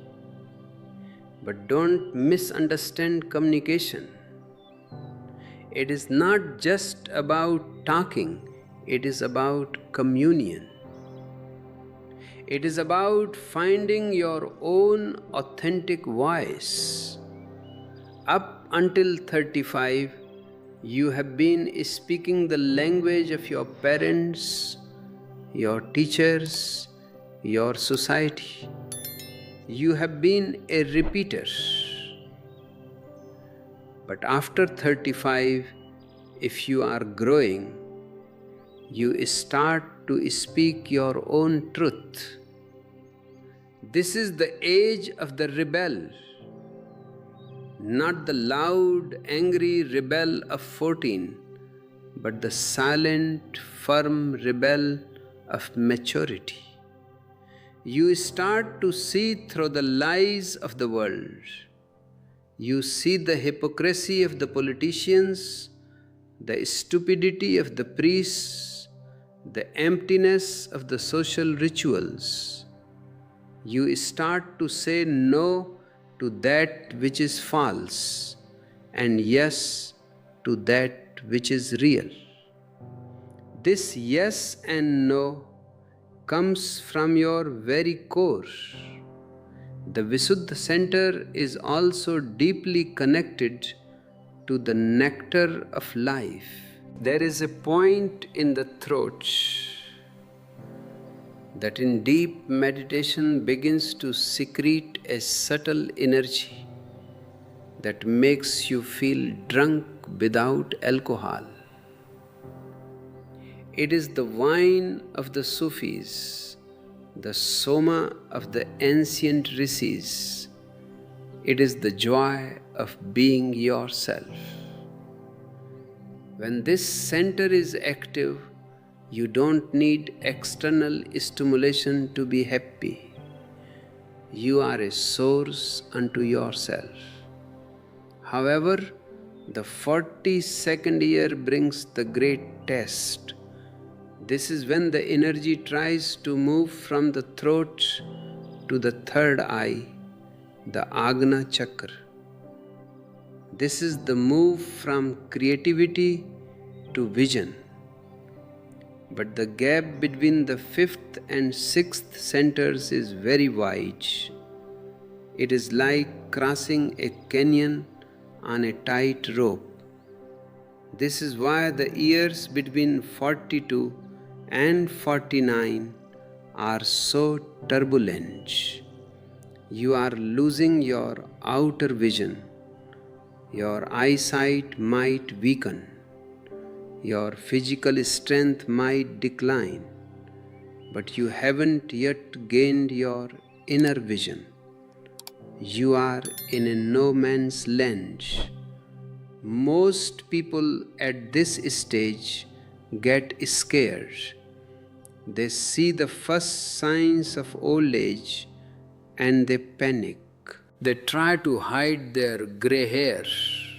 They try to act young. They get involved in affairs to prove they are still attractive. They are trying to go back to the heart or the solar plexus because they are afraid of the third eye. They are afraid of what they will see if they look truly within. What will they see? They will see that they have wasted 40 years. They will see that they are going to die.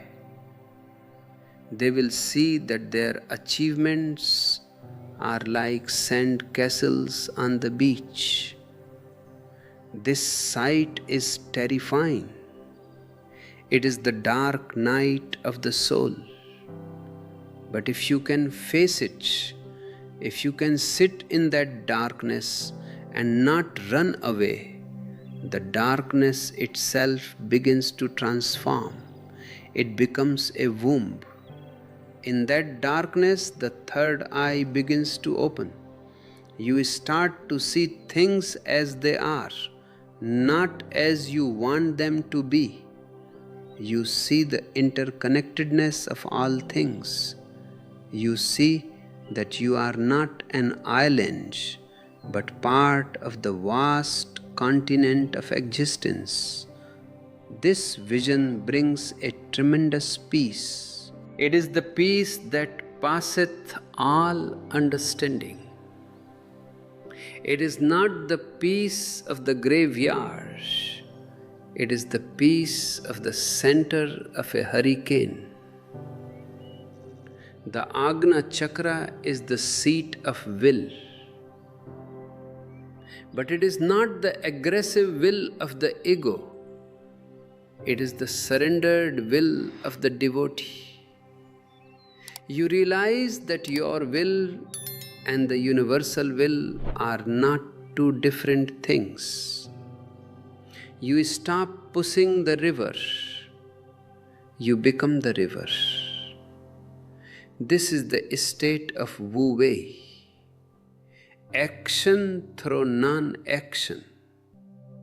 You do everything, but you are no longer the doer. Existence does through you.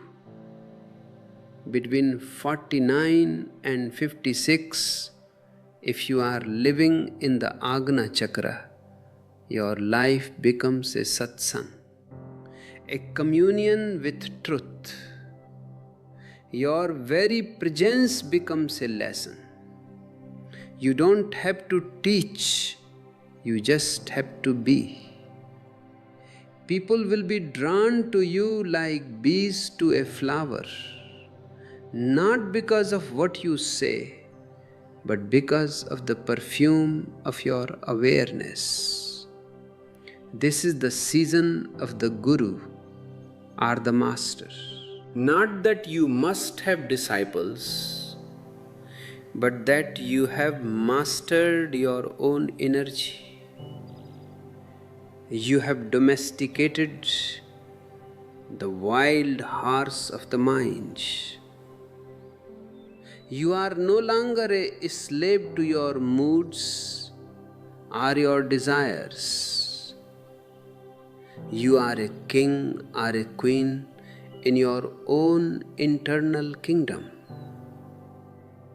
But there is one more step, the final leap from the third eye to the crown, the Sahasrara.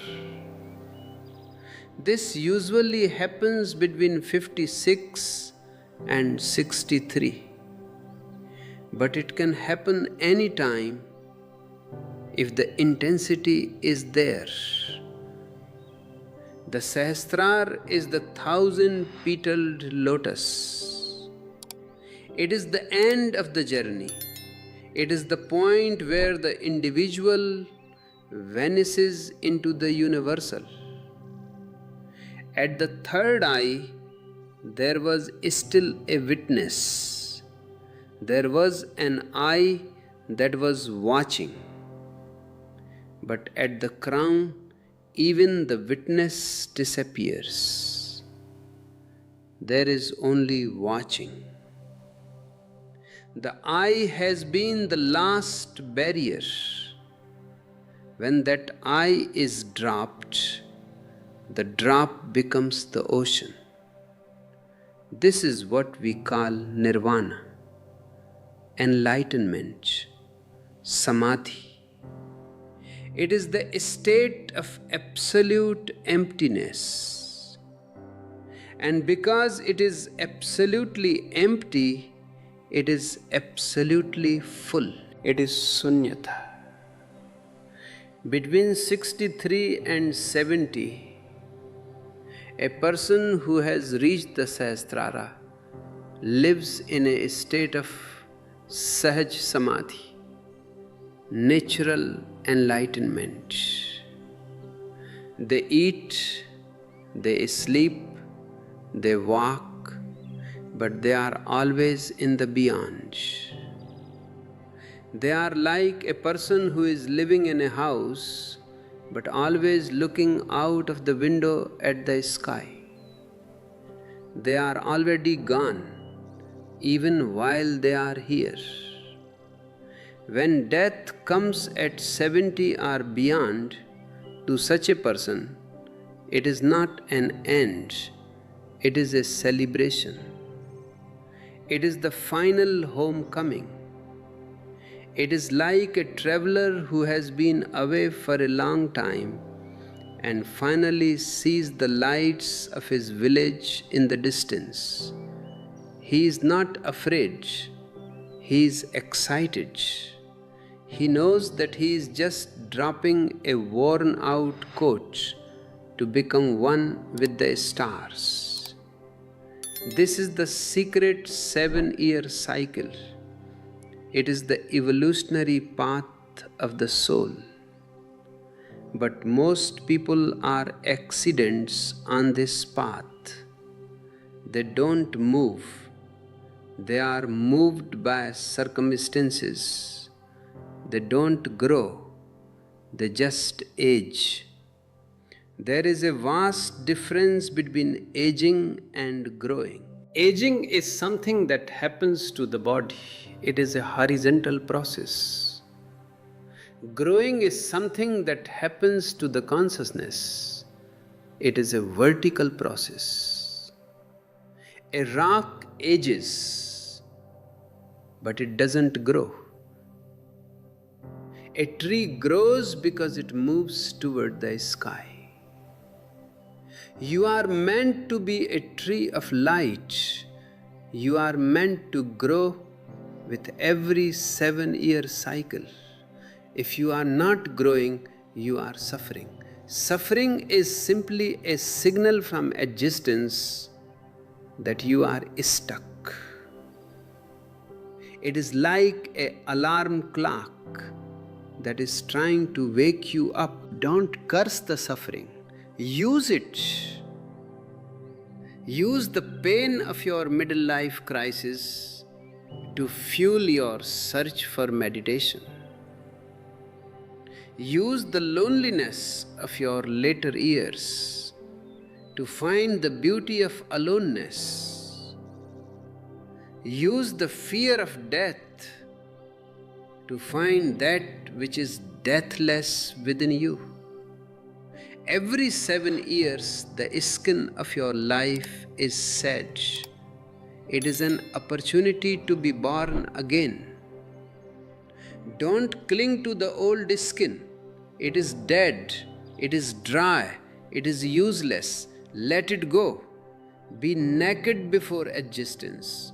Only in that nakedness will the new energy be able to flow through you. We must also understand how our social conditioning interferes with these cycles. From the very beginning, your parents, your teachers, and your priests start misdirecting your energy. When you are 7 and should be exploring your curiosity, they tell you to shut up and obey. When you are 14 and your sexual energy is exploding, they tell you it is sinful and dirty. When you are 21 and want to follow your passion, they tell you to be practical and get a secure job. By the time you are 28, you are not a natural human being. You are a distorted machine.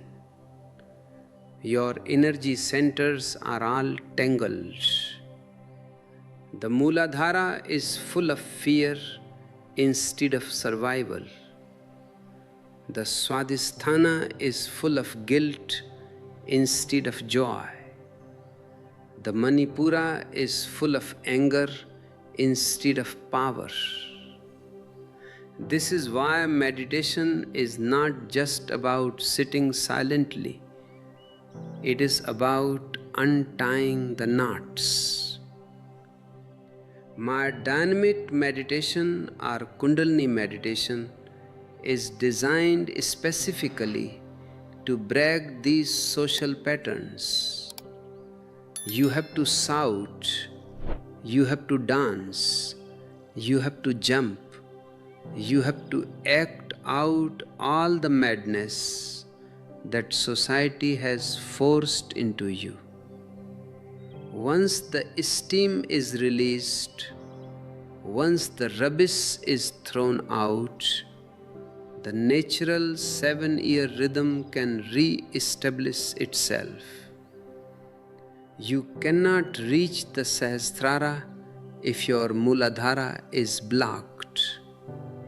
You cannot build a palace on a foundation of sand. You have to start from where you are. If you are 42 and realize you never really lived your 21st year, that you never really loved, never really explored your sexuality, then you have to go back in your meditation and live it. You have to finish the unfinished business of your soul.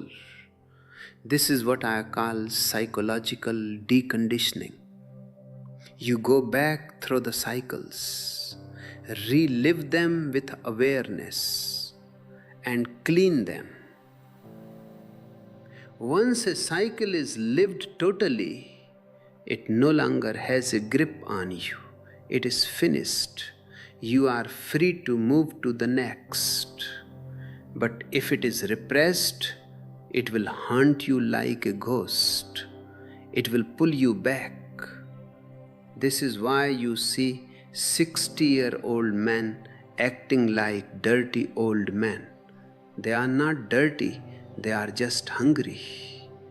They missed their season, and now they are trying to eat the fruit of spring in the middle of winter.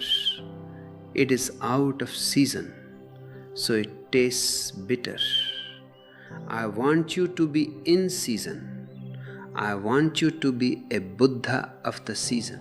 When it is the season of sex, be sexual, totally, beautifully, meditatively.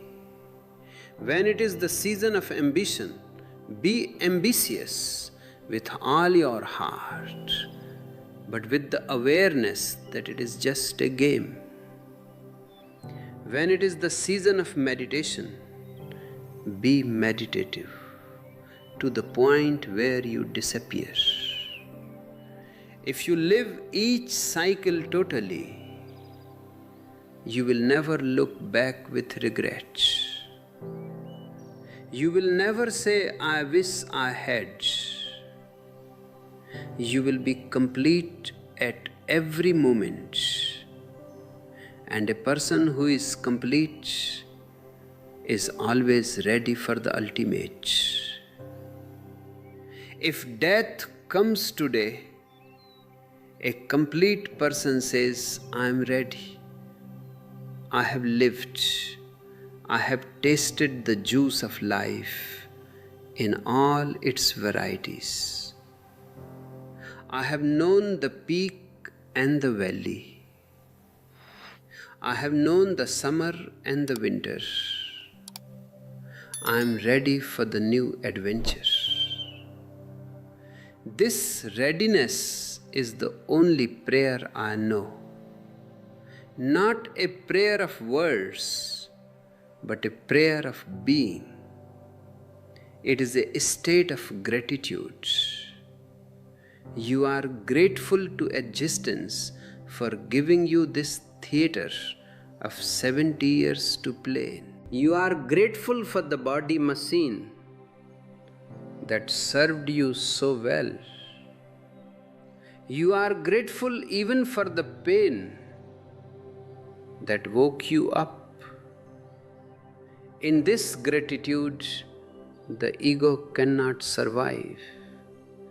The ego only lives in complaint. The ego only lives in more. Gratitude is enough.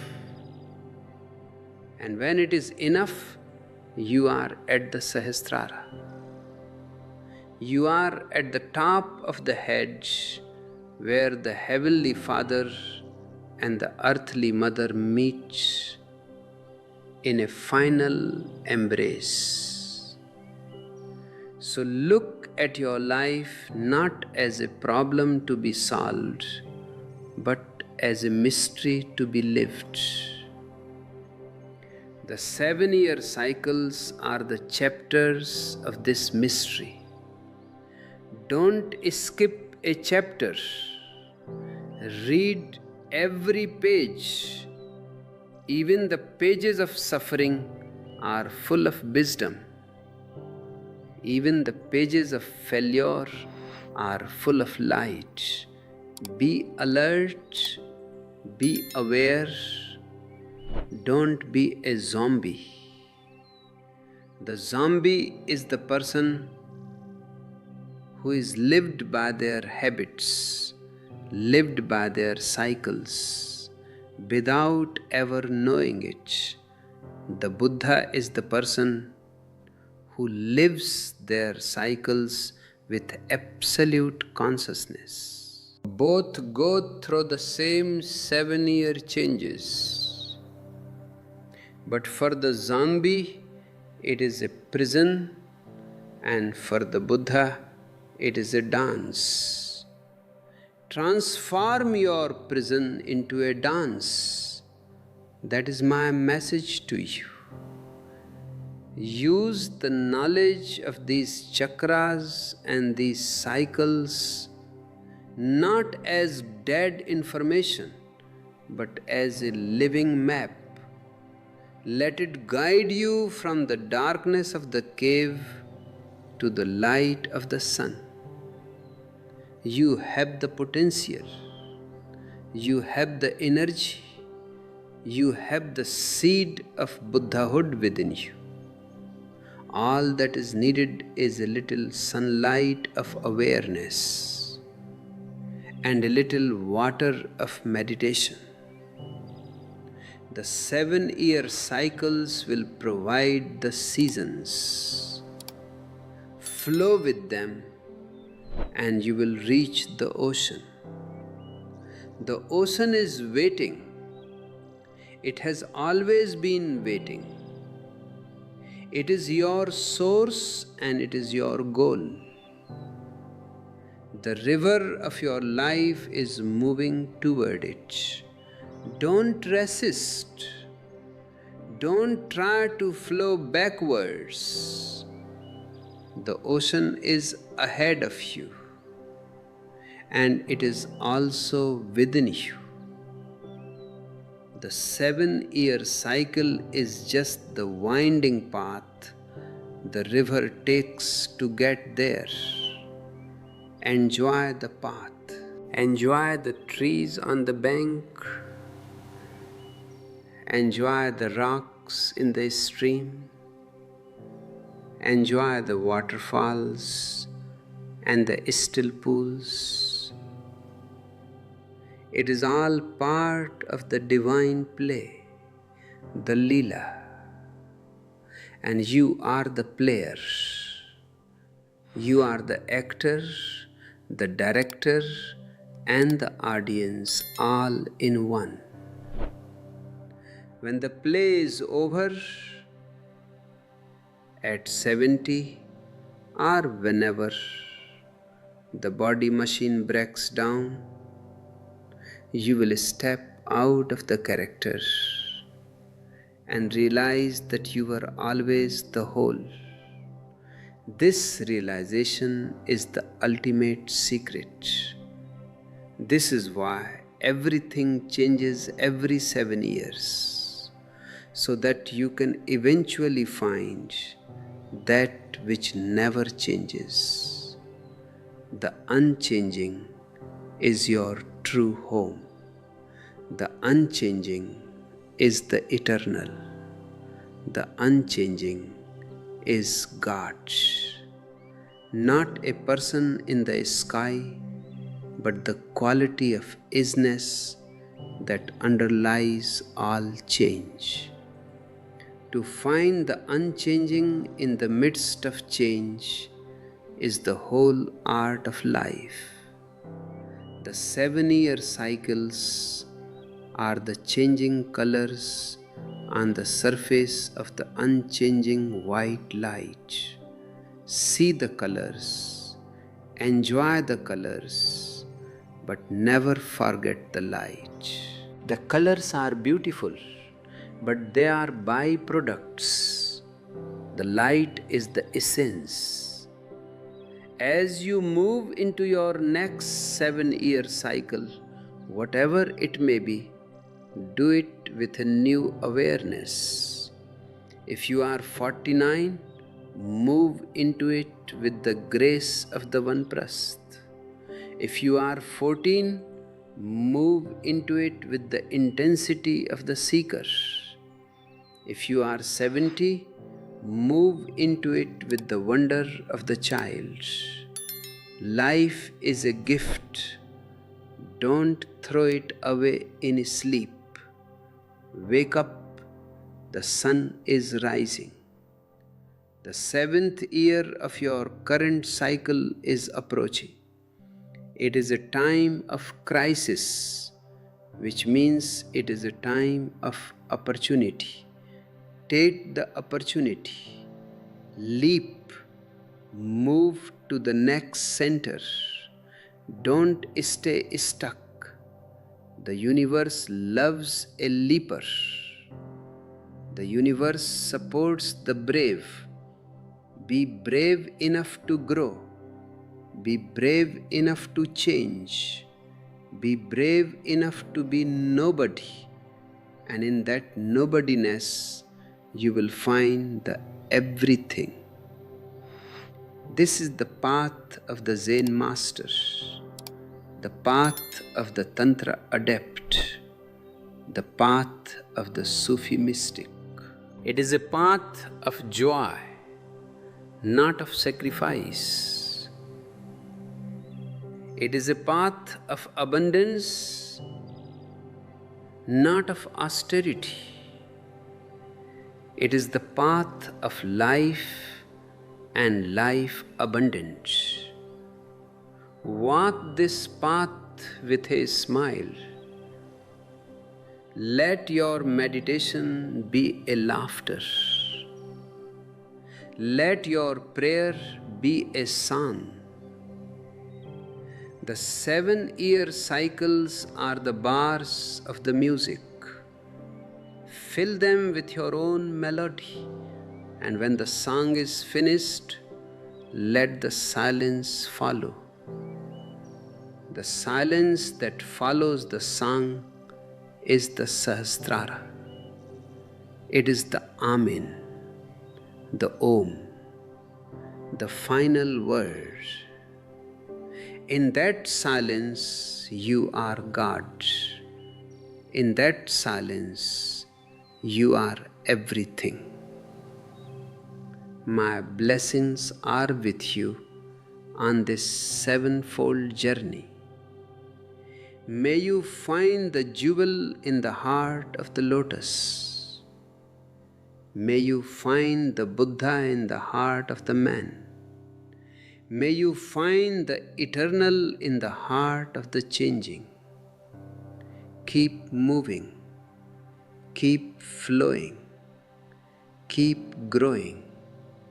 The ocean is calling, and you are the ocean in a drop. Go and claim your infinities. Go and claim your eternities. This is your destiny. Don't settle for anything less. You were born to be a god. Don't die as a beggar. You were born to be a Buddha. Don't die as a sinner. Wake up to your own dignity. Wake up to your own divinity. The 7-year cycles are just the rungs of the ladder. The ladder is useful, but don't live on the ladder. Use it to reach the roof. And once you are on the roof, you can kick the ladder away.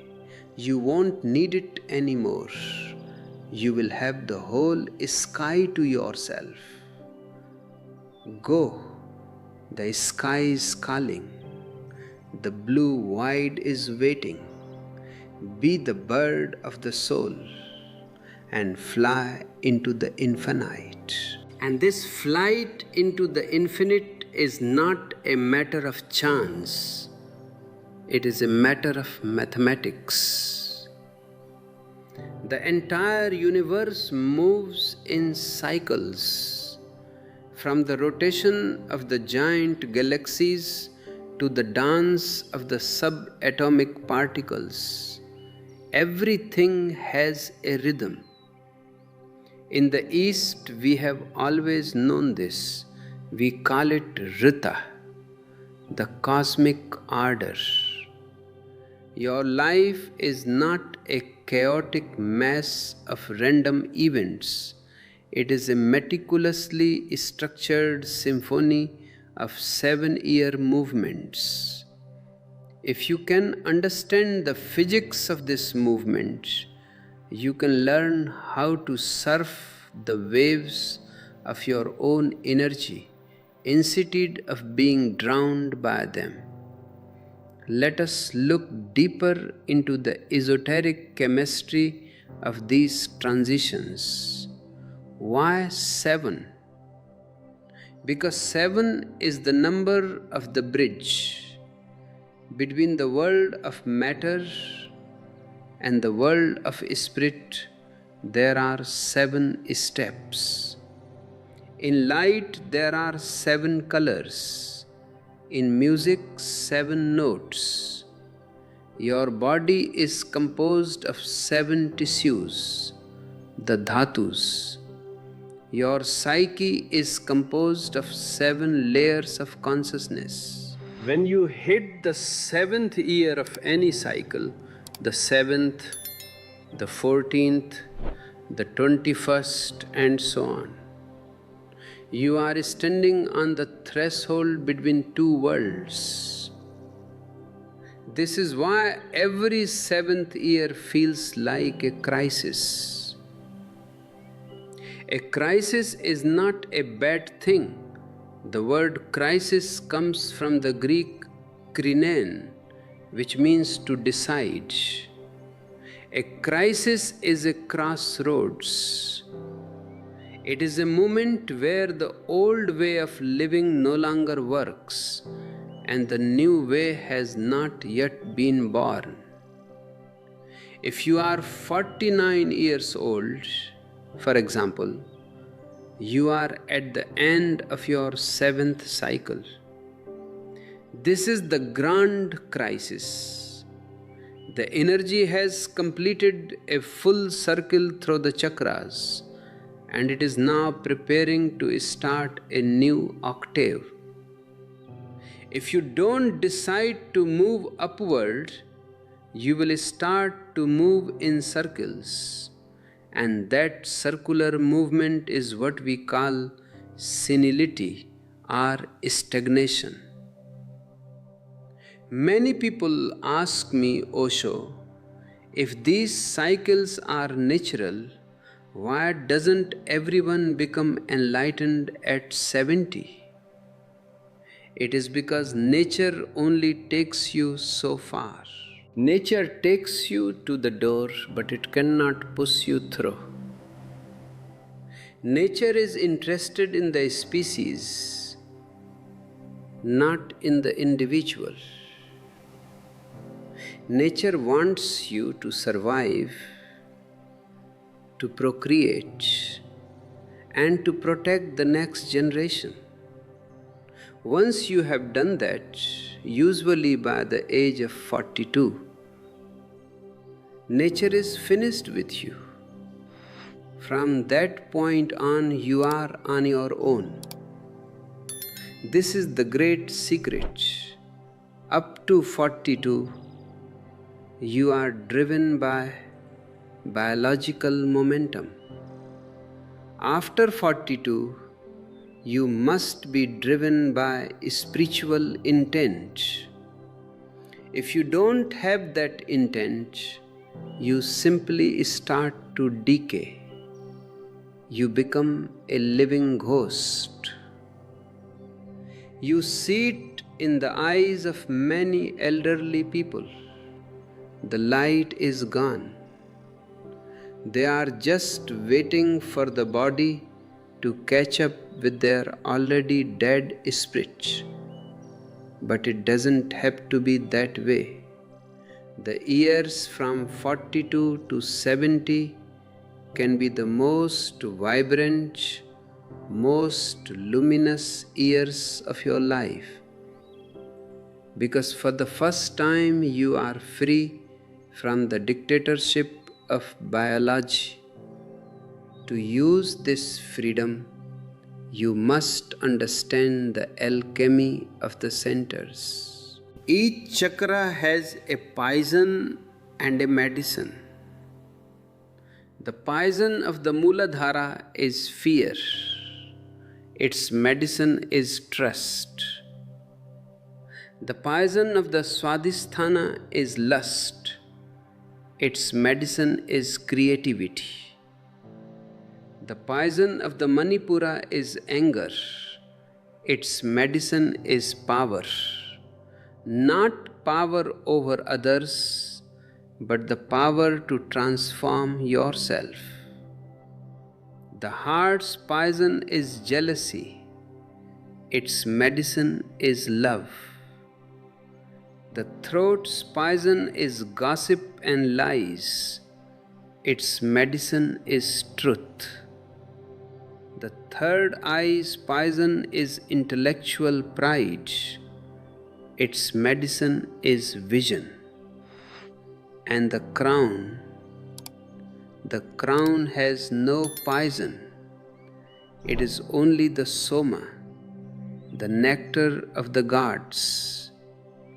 In each 7-year cycle, you are given a chance to transform the poison into medicine.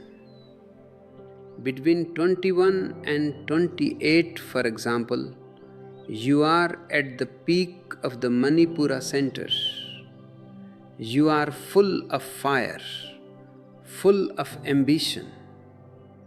If you use this fire to dominate others, you create a hell for yourself. You become a politician, a competitor, a manipulator. But if you use that same fire for meditation, it becomes the inner sun that burns away your illusions. The energy is the same. The direction is what matters. This is the tragedy of modern man. He has all the energy, but no direction. He is like a high-powered car with no driver. He just keeps going faster and faster in circles. This is why meditation is the missing link in our evolution. Meditation is the driver. It allows you to consciously direct your energy through the 7-year cycles. Instead of being a victim of your hormones, you become the master of your destiny. Think about the 14th year. The 14-year-old is suddenly hit by a tidal wave of sexual energy. In our civilized world, we tell him to control it, to hide it, to wait. We give him books and exams to distract him. But you cannot distract a volcano. The energy is there and it is beautiful. If it is repressed, it turns into a perversion, a secret shame. If it is expressed meditatively, it becomes the foundation of a healthy, loving human being. Tantra says, don't fight the energy, use it as a ladder. If you are in your teens or 20s, don't be afraid of your passion. But don't let it be blind passion. Bring awareness to it. When you are in love, be fully there. When you are angry, be fully there. This wholeness is what allows the energy to move from the lower centers to the higher. Repression creates a blockage, and a blockage prevents the 7-year cycle from completing its task. Most people are like clotted pipes. Their energy cannot reach the heart because it is stuck in the solar plexus. It cannot reach the third eye because it is stuck in the heart. My work is to help you unclog the system. Once the pipes are clean, the energy flows by itself. It is a natural gravity that moves from the center of the earth to the center of the sun. You don't have to do enlightenment. You only have to allow it. And this allowing becomes easier as you get older. if you have understood the rhythm. At 56, the energy naturally wants to leave the marketplace. The will to win has become exhausting. You see that no matter how much you win, you still lose in the end. Death is the great equalizer. It takes everything. So at 56, a wise person begins the sannyas phase. He starts to disidentify with his achievements. He says, I am not my bank balance. I am not my reputation. I am not my family. I am that which is watching all of this. This disidentification is the secret of the second childhood that begins at 63. To be a child at 63 is a great achievement.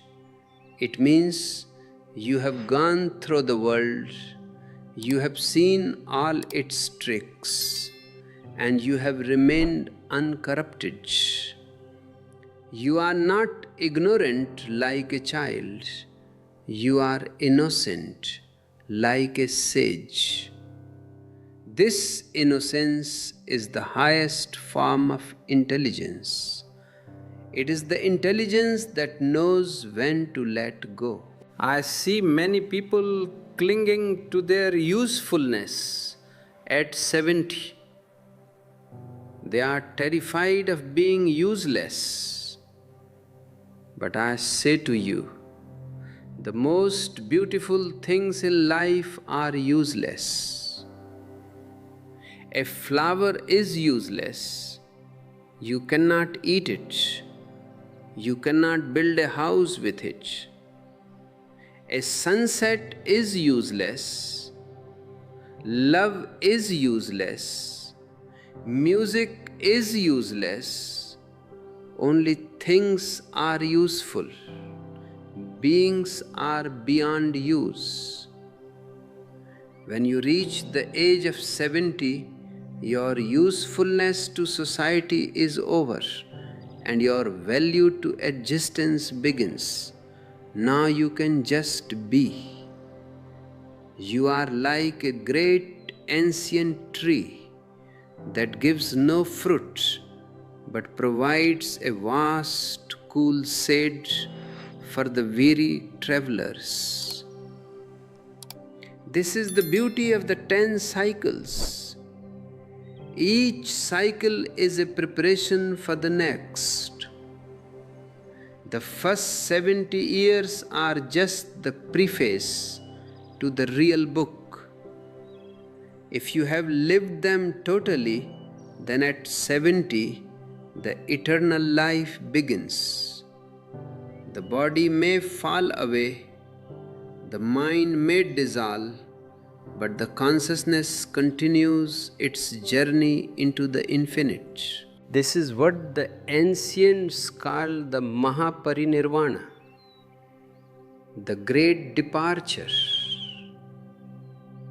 But to reach that great departure, you must be willing to die many small deaths along the way. Every 7th year is a small death. At 7, the infant must die, so the child can be born. At 14, the child must die, so the adolescent can be born. At 21, the adolescent must die, so the man or woman can be born. If you cling to the previous stage, you become a misfit. You are carrying a corpse. Look at your own life. Are you still carrying the corpse of your 21-year-old self? Are you a 40-year-old man trying to be a cool kid? Are you a 50-year-old woman terrified of a single wrinkle? This clinging is the source of all your misery. You are trying to stop a river that must flow, and in trying to stop it, you create a stagnant pool that breeds disease and despair. Relax, let the river flow. The seventh year is not an enemy, it is a friend. It is nature's way of saying you are ready for more. You have learned all you could at this level. Now move to the next. If you can say yes to this movement, life becomes a continuous expansion. You don't get old, you only get big. You contain more and more of existence until finally you contain the whole. This is the path of the rainbow man. You start with the red of the Mooladhara, the survival, the root. You move through the orange of the Swadhisthana, the vitality, the sex. You move through the yellow of the Manipura, the fire, the will. You move through the green of the Anahata, the love, the balance.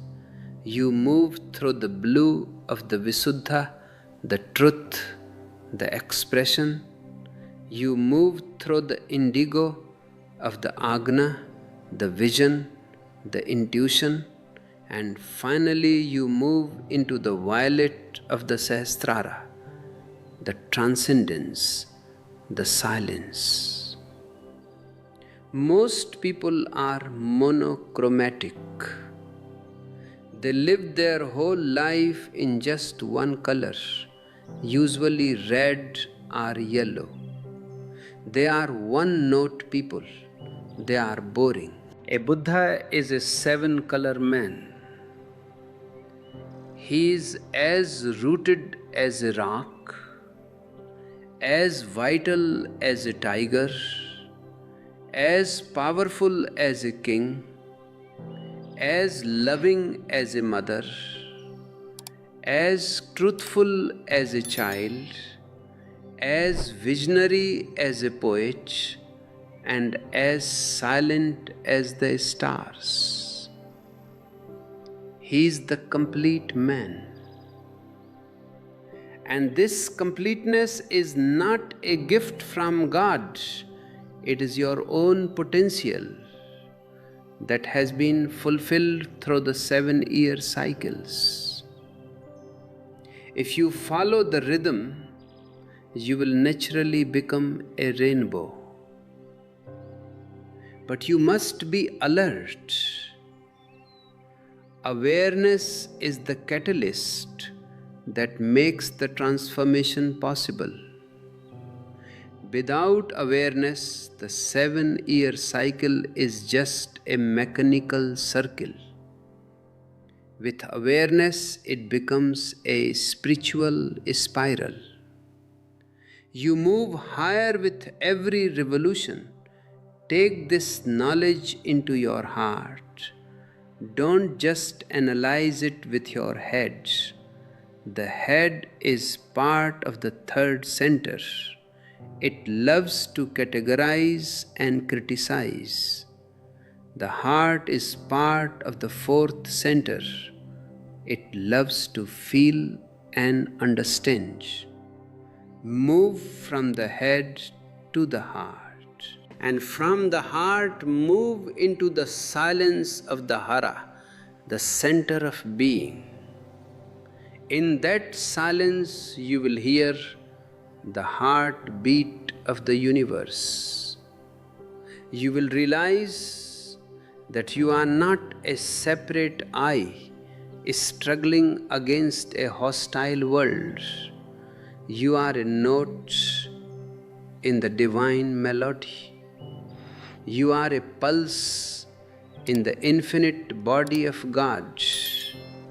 And the 7-year cycles are the bars of the music. Don't be afraid of the change of rhythm at 42 or 49.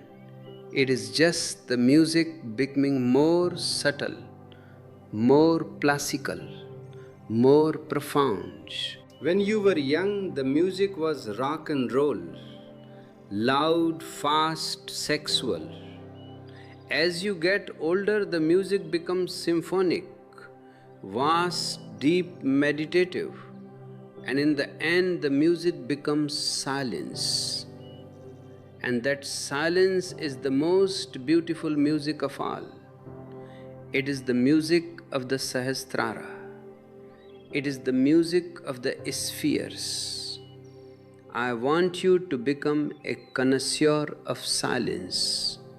I want you to look forward to the silence of 70 as much as you looked forward to the passion of 21. It is just another flavor of existence. And if you have tasted all the flavors, you are enriched. You are a vast soul. Don't listen to the fear mongers of society. They want you to be afraid of aging because fearful people are easy to control. They want you to buy their anti-aging creams, their insurance policies, their security. I say to you, there is no security in the world of change. The only security is to be at home in the change, to flow so totally with the cycles that you become the cycles. Then who can hurt you? Who can make you afraid? You are the eternal witness of the changing seasons. Let the gray hair come. It is the silver of wisdom. Let the strength decline. It is the softness of love. Let the memory fade. It is the freedom from the past. See everything as a blessing. Even death is a blessing. For without death, life would become a static prison. Death is the reset button of existence. It allows the energy to start a new journey with new possibilities. But you don't have to wait for death to be born again. You can be born again every 7 years. You can be born again every moment if you are alert. Awareness is the sword that cuts through the net of time. If you are fully aware in this moment, you are beyond all cycles. You are in the eternal now. But for the body and the mind, the cycles remain. Respect them. Honor the autumn of your life as much as the spring. Don't try to be a pseudo spring in your 50s. It is ugly. Be a golden autumn. Let your leaves turn beautiful colors and fall away gracefully. The tree is not sad when the leaves fall. It knows that it is just going into a deep rest to prepare for a new awakening. This deep rest is what meditation is all about. It is the art of dying before you die. If you can die to your ego, die to your past, die to your ambitions every day, then the final death will be nothing but a gentle sleep. You will have practiced it so many times that it will be as easy as dropping a cloak. The 7-year cycles are your training ground. They teach you how to acquire and they teach you how to relinquish. Both are necessary skills for the soul. In the first 35 years, you learn how to grasp. In the last 35 years, you learn how to release. If you only know how to grasp, you will be a miserly spirit. If you only know how to release, you will be a vague spirit. You must know both. You must be total in your grasping and total in your releasing. This is the breath of the soul. Grasping is the inhalation. Releasing is the exhalation. If you only inhale, you will burst. If you only exhale, you will die. You must do both to stay spiritually alive. The 7-year cycles are the inhalation and exhalation of your 70-year life. Look at where you are right now. Are you in an inhalation phase or an exhalation phase? Whichever it is, do it totally. If it is time to inhale, inhale the whole world. Taste everything, know everything, do everything. If it is time to exhale, exhale the whole world. Let go of everything, forgive everything, forget everything, become empty. This emptiness is the holy of holies. It is the inner sanctum. And the 7-year cycles are the steps of the temple leading to this center. Some steps are easy, some are steep, some are slippery. But keep climbing. Don't stop on the stairs to build a house. The stairs are for walking, not for living. The world is a bridge. Cross over it, but build no house upon it. This is one of the most famous sayings of Jesus, and it is a 7-cycle truth. Your 42nd year is a bridge. Your 49th year is a bridge. Your 56th year is a bridge. Keep moving. Don't let your security become your stagnation. I see many people who are dead at 30 because they have found security. They have a good job, a good house, a good family, and they think they are done. They have stopped growing. They have retired from life 40 years too early. This is a spiritual suicide. I say to you, never retire from life. You may retire from your job. You may retire from your ambition, but you must never retire from your evolution.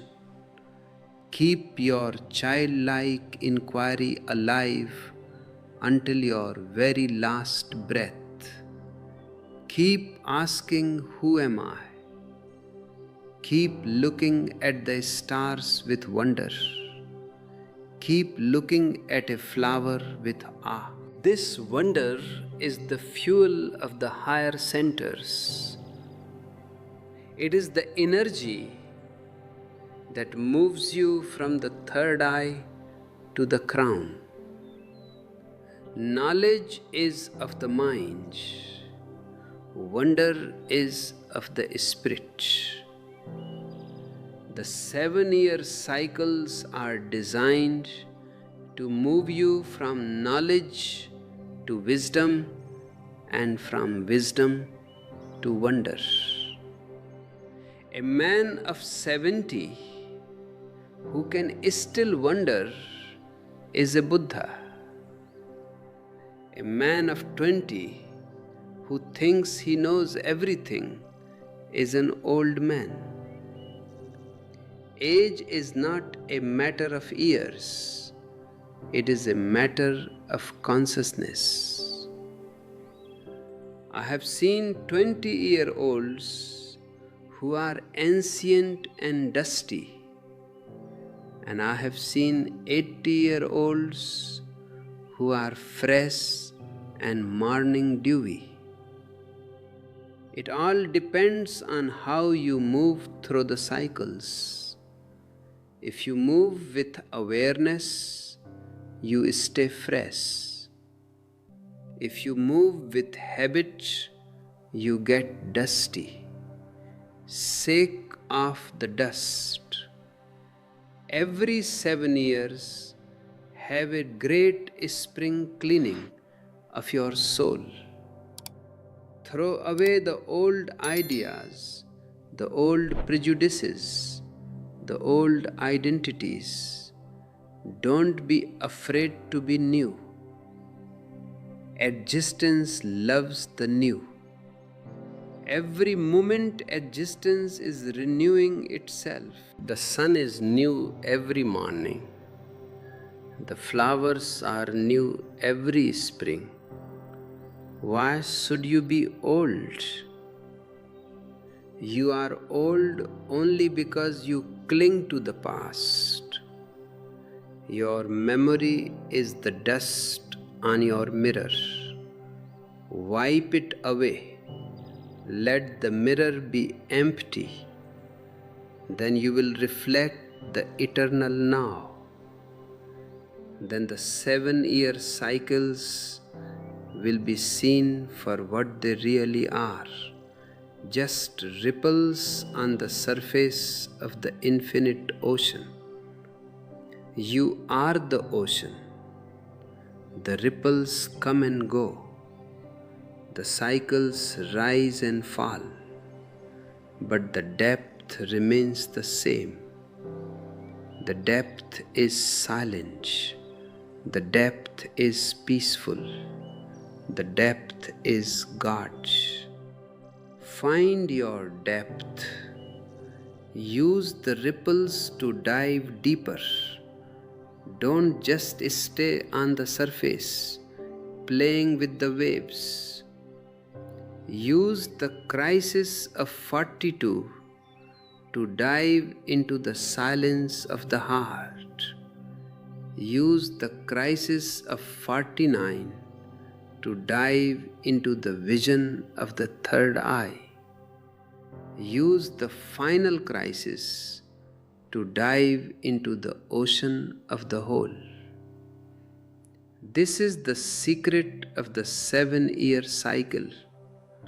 It is a diving board into the divine. Take the leap. The water is warm, and the ocean is vast, and you are not lost in the ocean. You become the ocean. This is the ultimate success. All other successes are failures in disguise.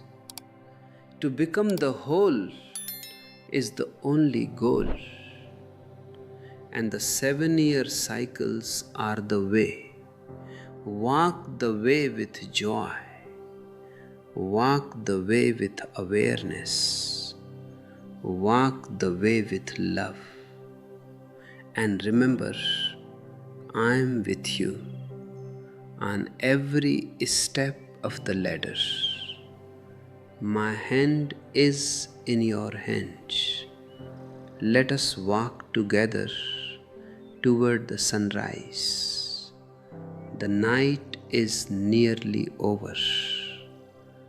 The Sahasrara is starting to blow on the horizon. Can you see it? Can you feel it? It is the light of your own being.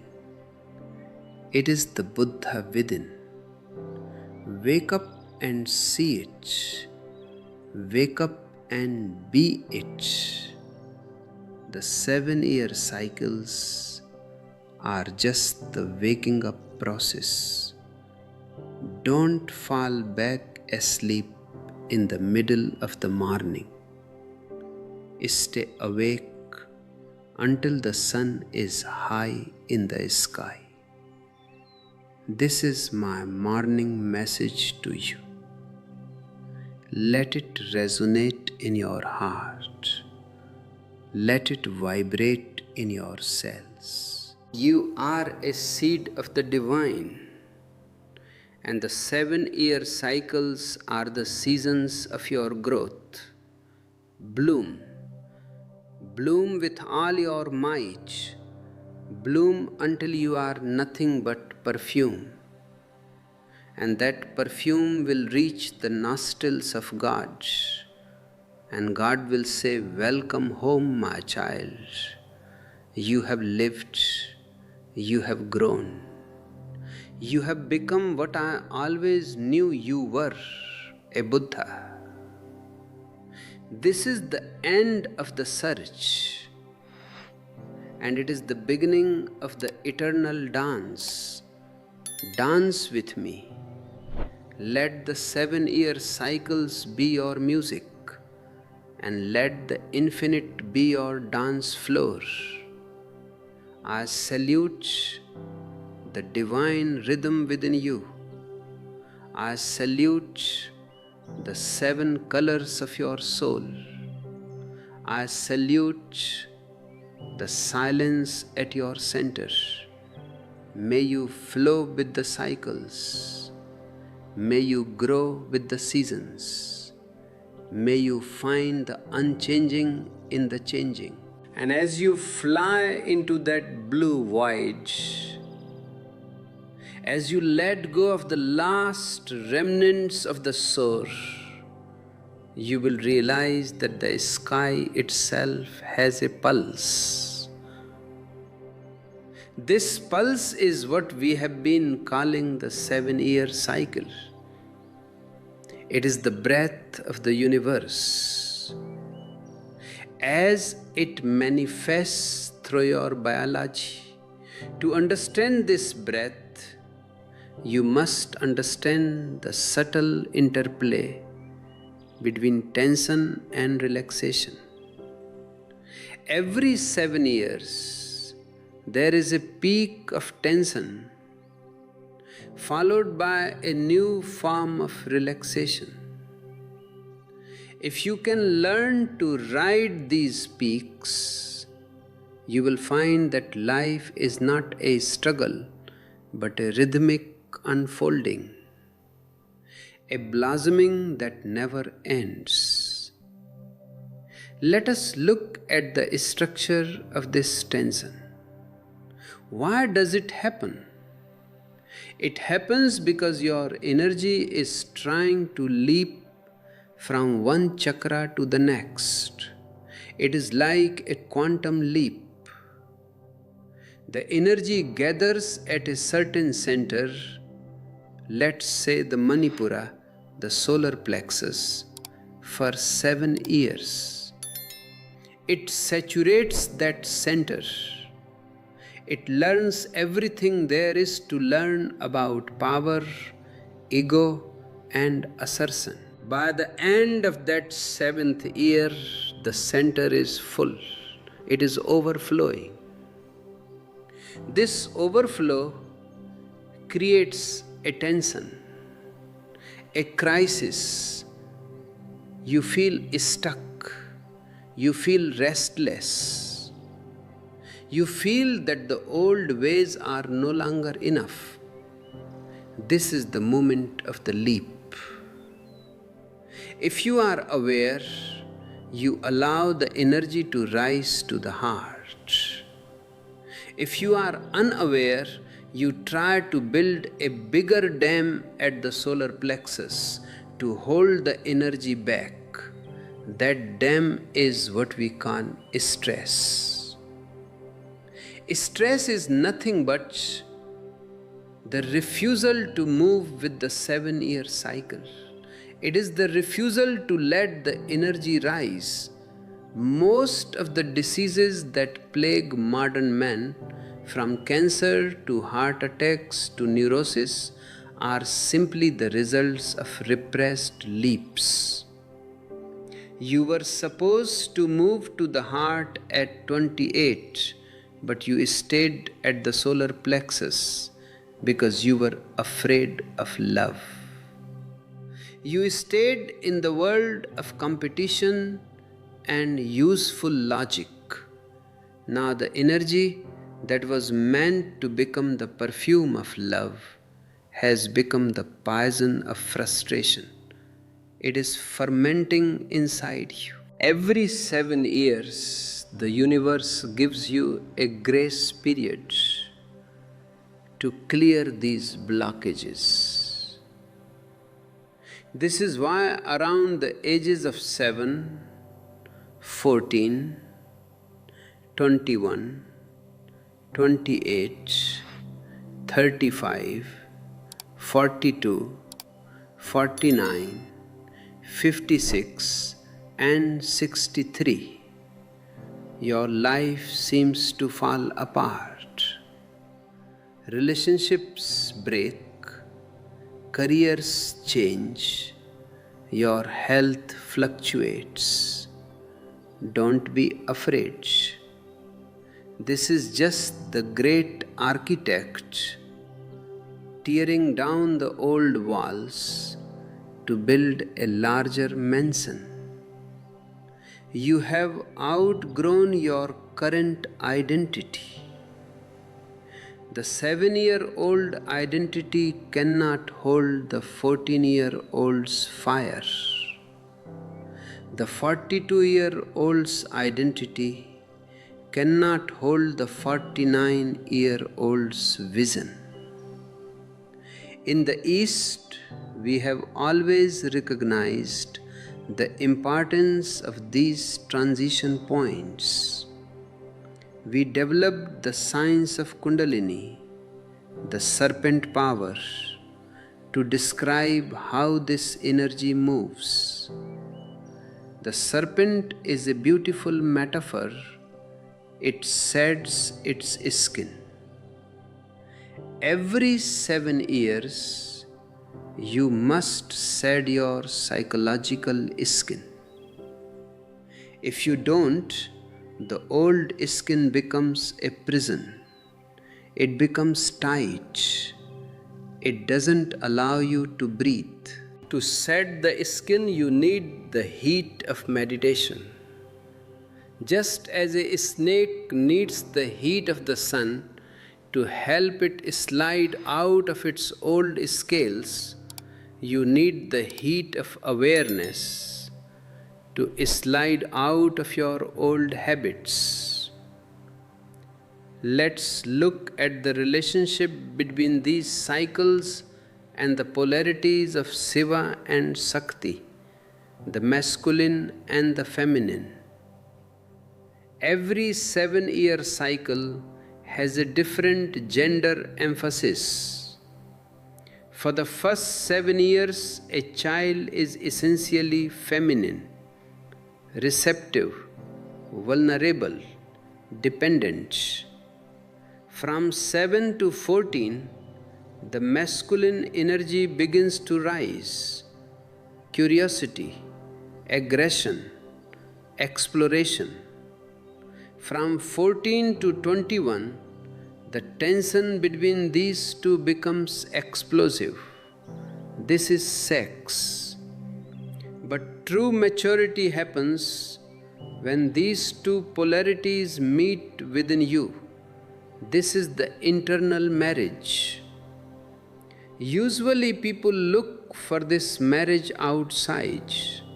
They look for a woman or a man to complete them. But that is a temporary fix. No one can complete you. The 7-year cycles are designed to move you toward an inner completeness. By the age of 35, you should have integrated both the masculine and feminine aspects of your soul. You should be able to be as strong as a mountain and as soft as a flower.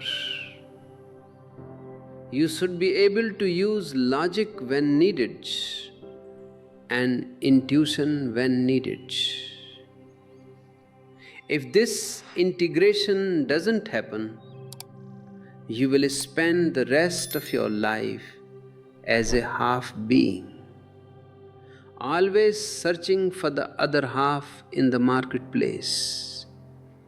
You will be a beggar in love. But if the integration happens at 35, then at 42, the energy can rise to the third eye, where the two poles finally merge into one. This is the point of androgyny. In the ancient statues of Ardhanarishwar, we see the god Shiva as half man and half woman. This is not a biological freak. It is a spiritual map of the 42-year-old seeker who has reached the sixth center. When the masculine and feminine meet at the third eye, a great silence is born. The conflict is over. The inner war between the head and the heart, between the will and the surrender, comes to an end. You are at peace. And from this peace, the leap to the Sahasrara at the crown becomes possible. This is the leap from the two to the one. But why is the 42nd year so difficult? Because it is the midpoint of the mountain. You are at the highest point of the physical life and the first point of the spiritual life.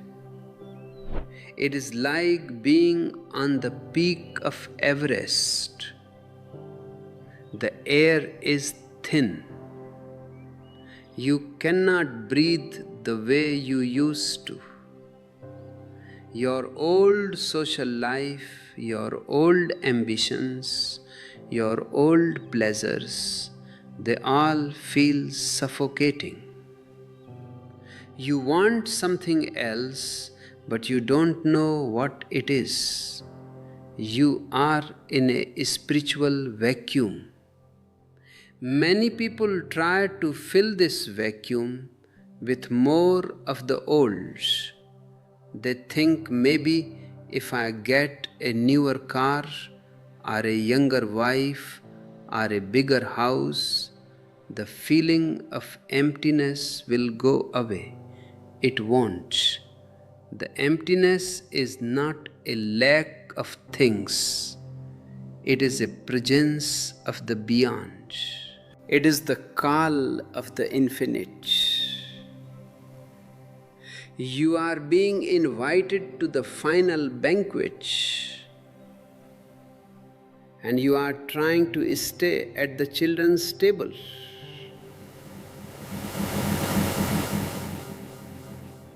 Accept the vacuum.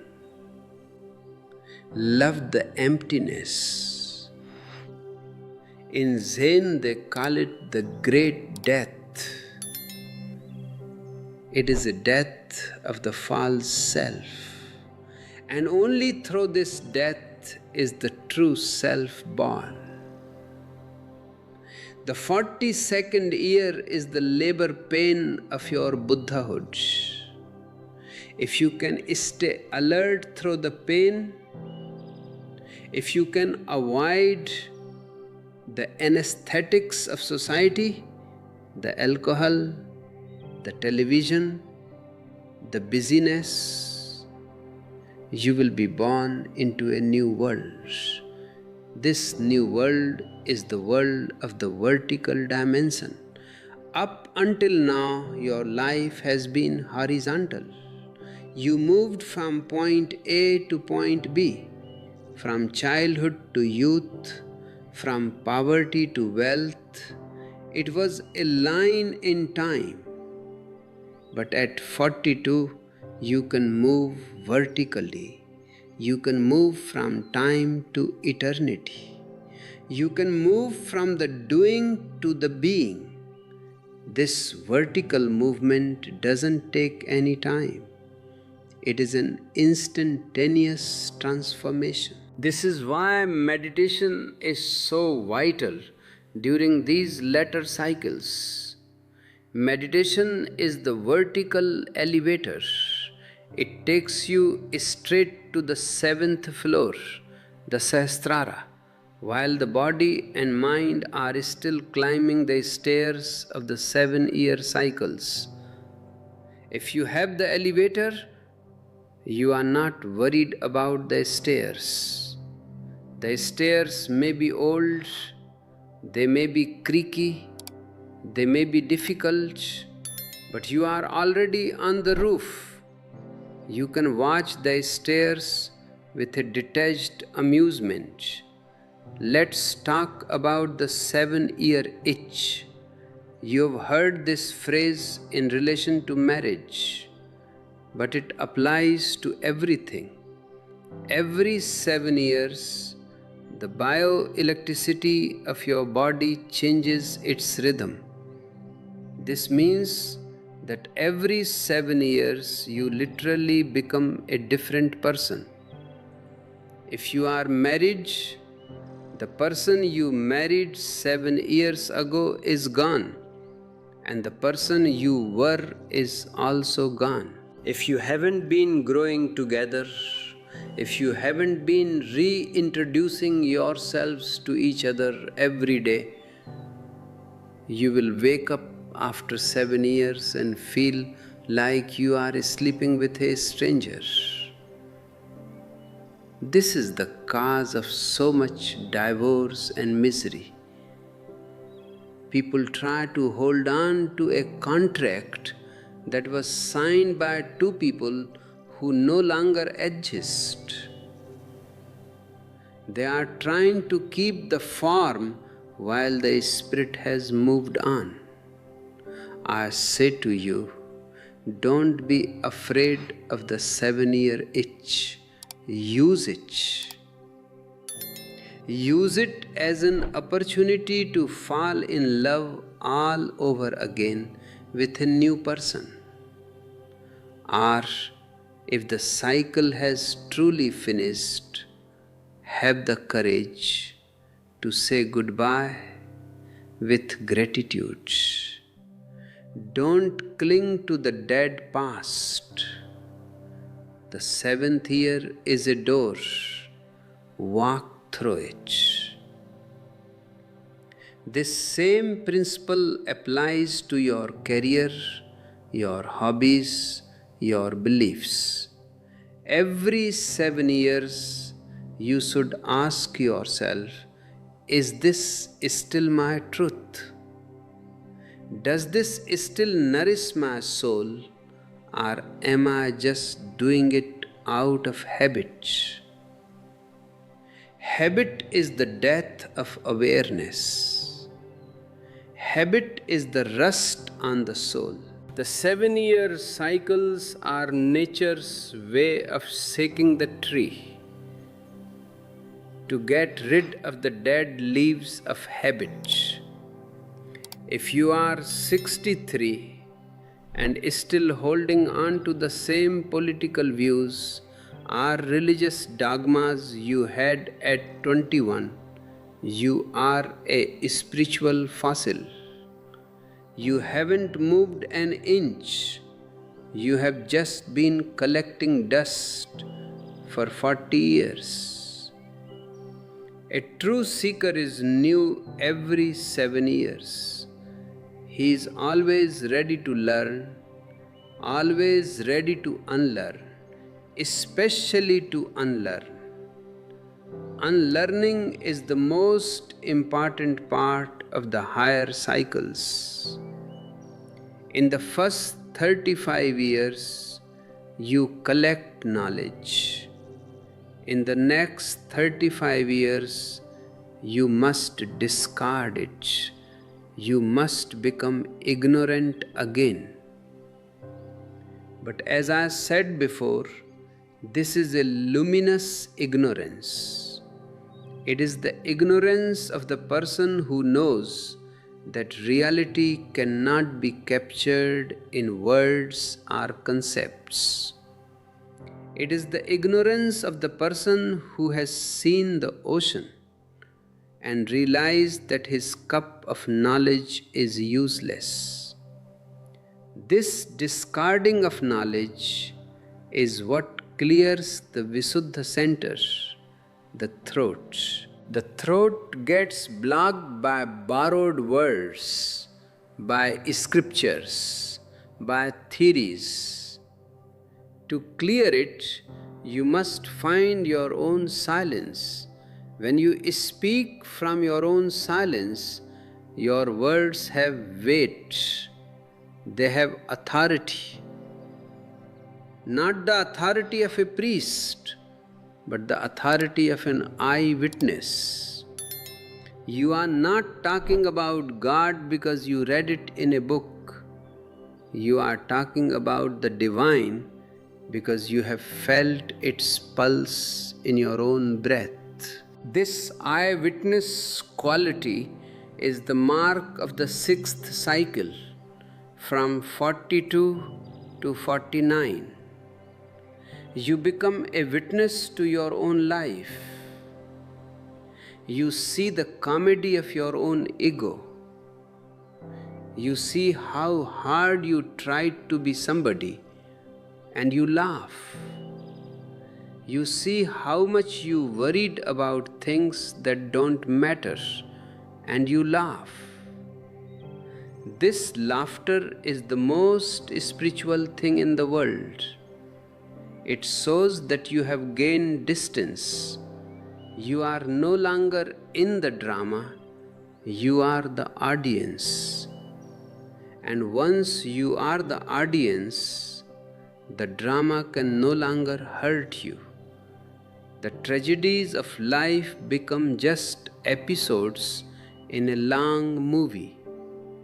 You can enjoy the sad parts and the happy parts equally, because you know they are all just light and shadow on the screen of consciousness. This equanimity is the goal of the heart center, and it becomes a reality at the third eye. By the age of 49, this equanimity should turn into compassion. Compassion is not pity.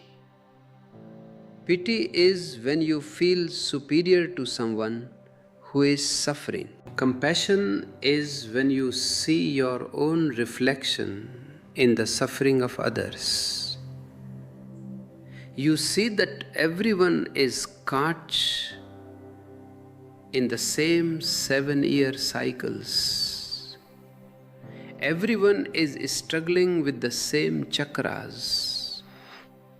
Everyone is dreaming the same dreams. This realization makes you soft. It makes you kind. Not because of a moral commandment, but because of a deep understanding.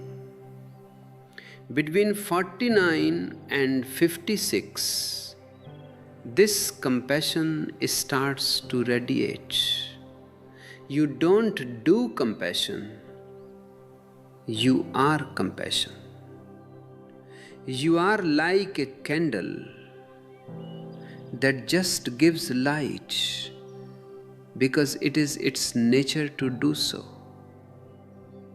You don't ask who is receiving the light. You don't ask if they deserve the light. You just sign. This is the Vanprasth state. You are moving toward the forest, but the forest is also moving into you.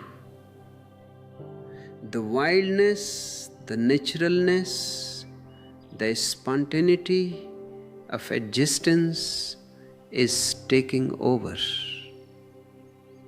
In this stage, you are no longer a citizen.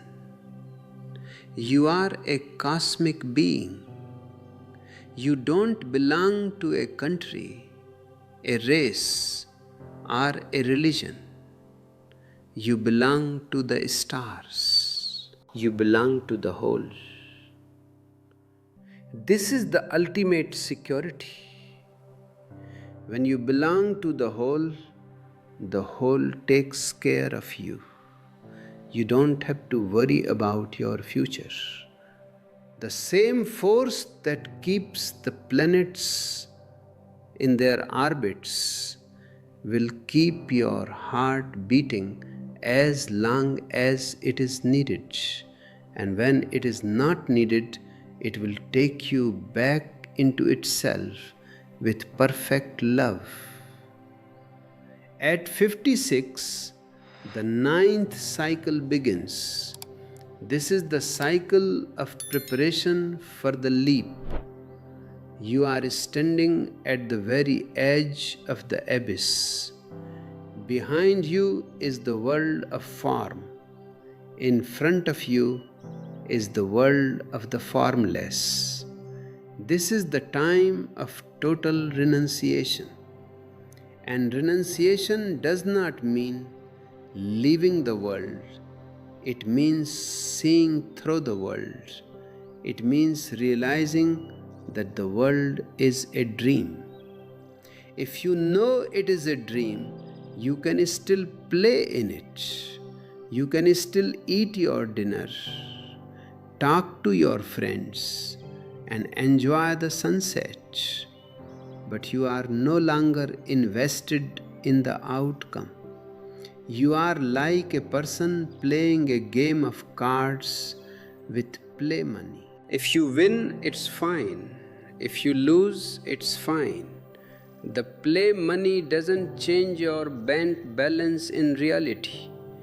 Your inner reality is untouched by the outer game. This is the state of the sannyasin. He is in the world, but he is not of the world. He is a stranger in a strange land. He is just passing through. And because he is just passing through, he doesn't carry any luggage.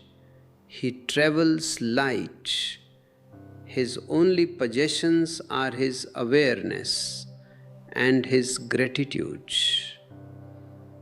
By the age of 63, the 10th cycle begins.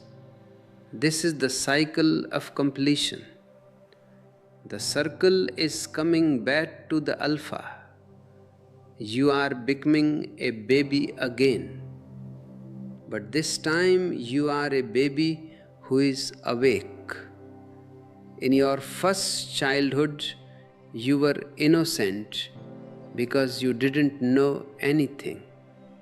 In this second childhood, you are innocent because you have known everything and found it empty. This is the innocence of the wise. It is the most beautiful thing on earth. It is the white flower of 70 years of living. When you see a person of 70 who has this innocence, you feel like kneeling before them. They radiate a grace that is not of this world. They are a bridge to the divine. In these final 7 years from 63 to 70, there is nothing more to do. The doing is over. Now there is only being. You sit in your garden, you watch the birds, you feel the wind on your face. Every moment is a samadhi. You don't need to meditate. Your whole life is a meditation. Your very breath is a prayer. You are waiting for the last 7-year itch, the leap into death. But for you, it is not death, it is dissolution. It is the salt dal walking into the ocean to measure its depth and becoming the ocean itself. It is the ultimate orgasm where the individual soul merges with the universal soul. If you have lived the cycles correctly, if you have moved from center to center with awareness, then this final leap will be the highest peak of your 70 years. It will be the crescendo of your symphony. You will die singing. You will die dancing. You will die laughing. This is the goal of my teaching. I don't want you to be good. I want you to be whole. I don't want you to be moral. I want you to be conscious. I want you to live your 70 years with such intensity that even God is jealous of your life. I want you to squeeze every drop of juice out of every 7-year cycle. Don't be a miser with your life. Spend it. Spend it on love. Spend it on awareness. Spend it on creativity. The more you spend, the more you have. This is the spiritual economics. The more you give, the more you are filled. Look at the people around you. Most of them are walking dead. They are living at the 30-year-old level or the 40-year-old level, but their spirit has stopped moving. They are stagnant pools. Don't be like them. Be a flowing river. Let the 7-year cycles be your banks. The banks are necessary to give the river direction and force. Without the banks, the river would just become a swamp. The 7-year cycles are your divine banks. They give your life structure. They give it meaning. They give it a story. But remember, you are the water, not the banks. The water must keep moving. If the water stops moving, it becomes foul. Keep moving. Even at 70, keep moving. The movement just becomes more internal. The outer journey may have finished, but the inner journey is infinite. There are chakras within chakras, worlds within worlds. The Sahasrara is not the end, it is just the beginning of the dimension of the formless. In that dimension, there are no more cycles, there is no more time, there is only the eternal now. But to reach that now, you must first go through the then, and the then of the 7-year cycles. You must pay your dues to time before you can enter eternity. The 7-year cycles are your dues. Pay them gladly. Pay them totally. Don't try to cheat the cycles. Don't try to be young when you are old. Don't try to be wise when you are young. Be exactly where you are. That is the only sacred space. If you are 21, be a total lover. If you are 42, be a total seeker. If you are 70, be a total nothing. This totality is the key. Whatever you do it with such wholeness that no part of you is left behind. Then there is no regret. Then there is no karma. Karma is just unlived life. It is the residue of things you did half-heartedly. If you love half-heartedly, the unlived part of that love stays with you as a burden. If you work half-heartedly, the unlived part of that work stays with you. But if you do everything totally, you are finished with it. You are clean. You move to the next cycle with zero weight. This weightlessness is what I call spirituality. A spiritual person is weightless. He has no past. He has no future. He only has this vibrant present.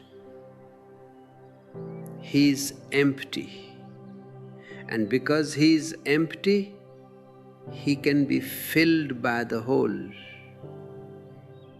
The 7-year cycles are the stages of emptying. At 7, you empty yourself of infancy.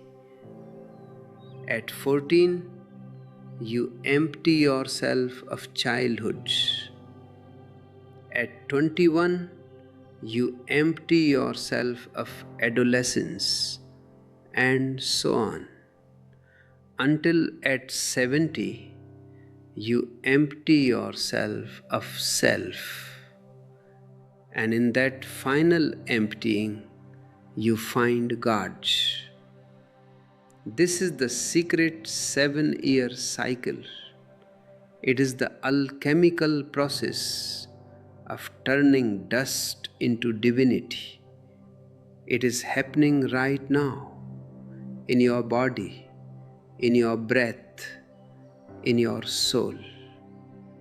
Don't resist it. Celebrate it. You are a wonder. You are a miracle. You are a God in the making. Let the 7-year cycles carve you into a masterpiece. Don't fight the chisel. The chisel may be painful, but it is the only way to get rid of the excess stone. so that the Buddha inside can be revealed. The excess stone is your ego, your knowledge, your habits, your fears. Let the cycles chip away at them, and one day the work will be done, and you will stand there in all your naked glory, a finished Buddha. And then you will realize that there was never any stone at all. There was only the Buddha, dreaming he was a stone. And the 7-year cycles were just the dream that woke you up. Wake up, the sun is high, the Sahasrara is blooming, the music is playing, the dance has begun. I salute the Buddha within you.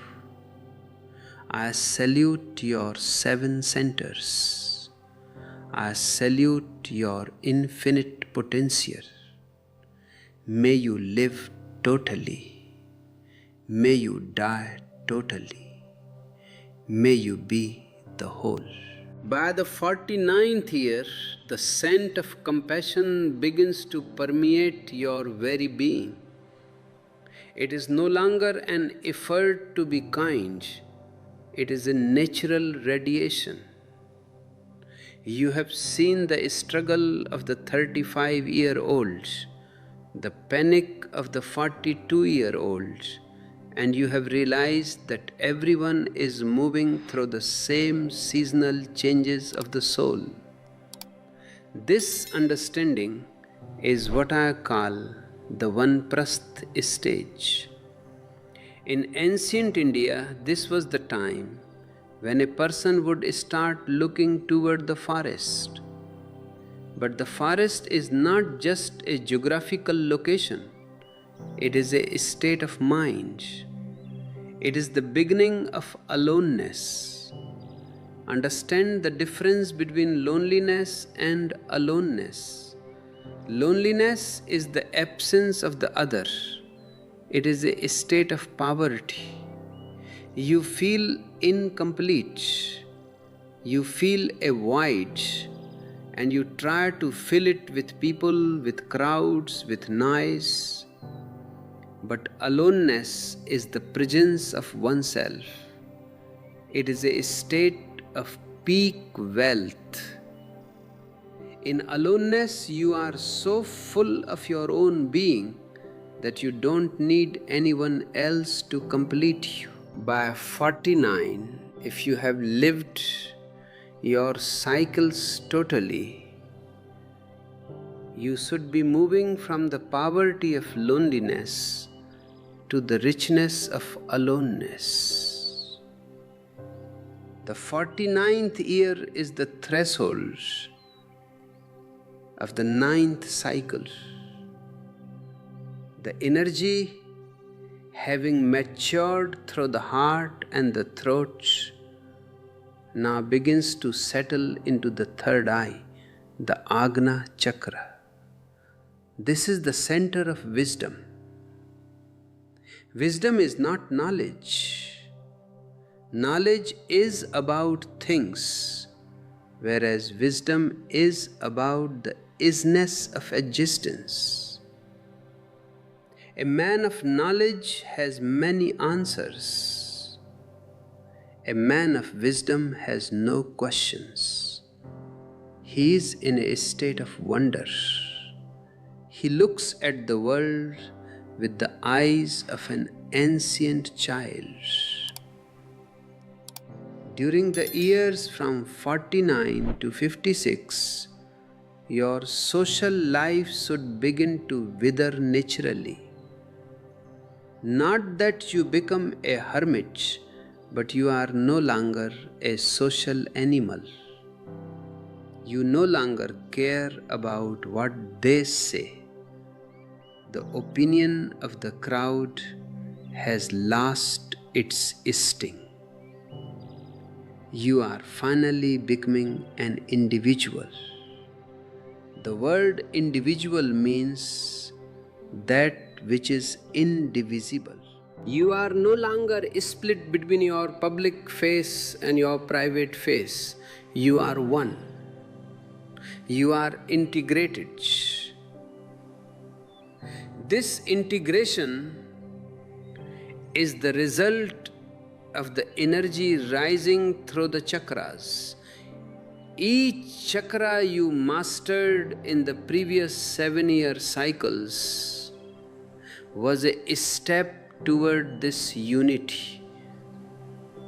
The Muladhara gave you roots, the Swadhisthana gave you vitality, the Manipura gave you the power to be yourself, the Anahata gave you the bridge of love, and the Visuddha gave you your own authentic voice. Now at the Agna, they all meet. It is like 7 rivers merging into a single mighty stream. This stream is moving toward the ocean, and the ocean is not far. 56 is the start of the final approach.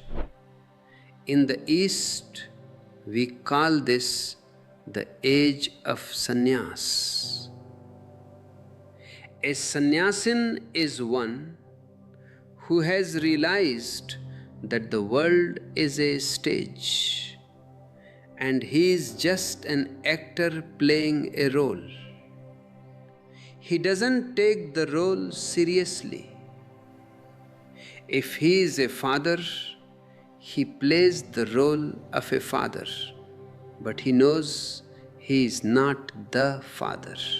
If he is a businessman, he plays the role, but he is not the businessman. He is the witness behind the mask. When you reach 56, your responsibilities toward the world are essentially finished. Your children are grown, your work is established or concluded. Now you can afford to be useless. I love that word, useless. Society wants you to be useful, to be a cog in the machine. But the divine wants you to be a flower. A flower is useless. It doesn't produce anything. It just is. By 56, you should be a flower of consciousness. You should be radiating the perfume of your 70 years of living. Many people find this transition difficult because they have built their whole identity on being needed.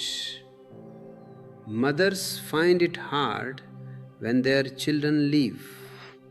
Fathers find it hard when they retire. They feel empty. But this emptiness is the greatest opportunity.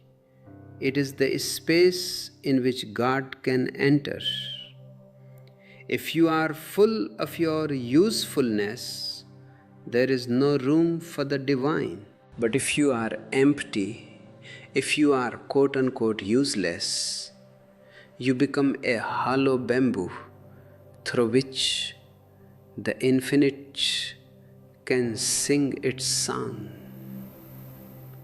Between 56 and 63, the internal marriage of Shiva and Shakti becomes a living reality. Your aggressive masculine side and your receptive feminine side are in perfect harmony. You are no longer fighting with yourself. You are at peace with your body, at peace with your past, and at peace with the coming end. You see that life and death are not two things, but two sides of the same coin. Life is the inhalation and death is the exhalation. You cannot have one without the other. This realization brings a tremendous lightness. You start to move with grace. Grace is the physical manifestation of a soul that has found its center. You don't rush, you don't struggle, you don't fight, you flow. You are like a leaf caught in a gentle stream. Wherever the stream takes you, you go. You have no will of your own anymore because your will has merged with the universal will. This is the peak of the sixth center, the Adna. From here you can see both ways. You can look back at the 63 years of your life and see the patterns, the cycles, the lessons, and you can look forward and see the white light of the Sahasrara. You are standing on the peak of the mountain, and the view is spectacular.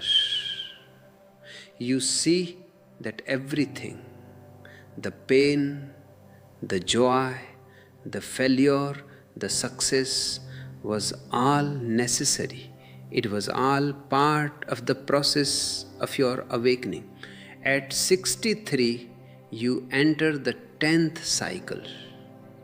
This is the final chapter of the 70-year book. You are returning to the beginning. You are becoming a child again. But this second childhood is different. Your first childhood was based on ignorance. This second childhood is based on innocence. Innocence is the state of a mind that has let go of all knowledge and all identity. You are no longer a somebody. You are a nobody.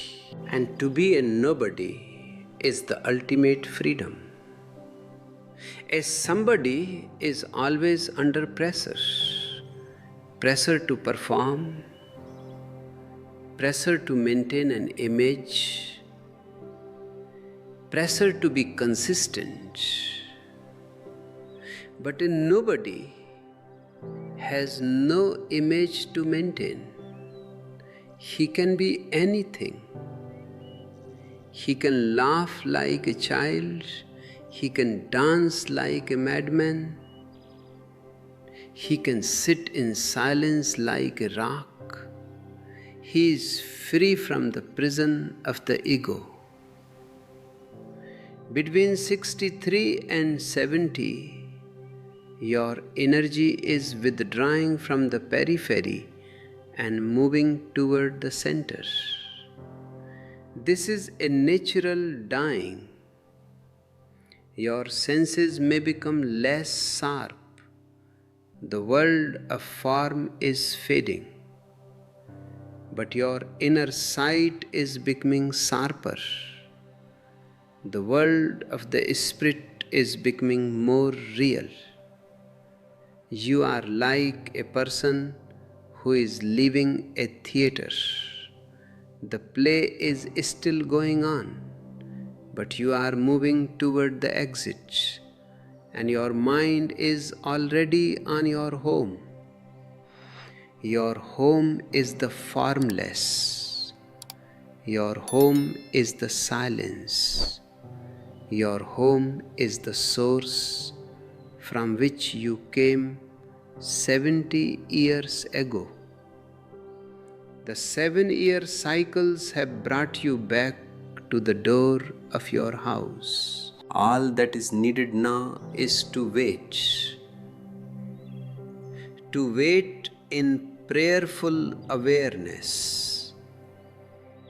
Most people die in a state of panic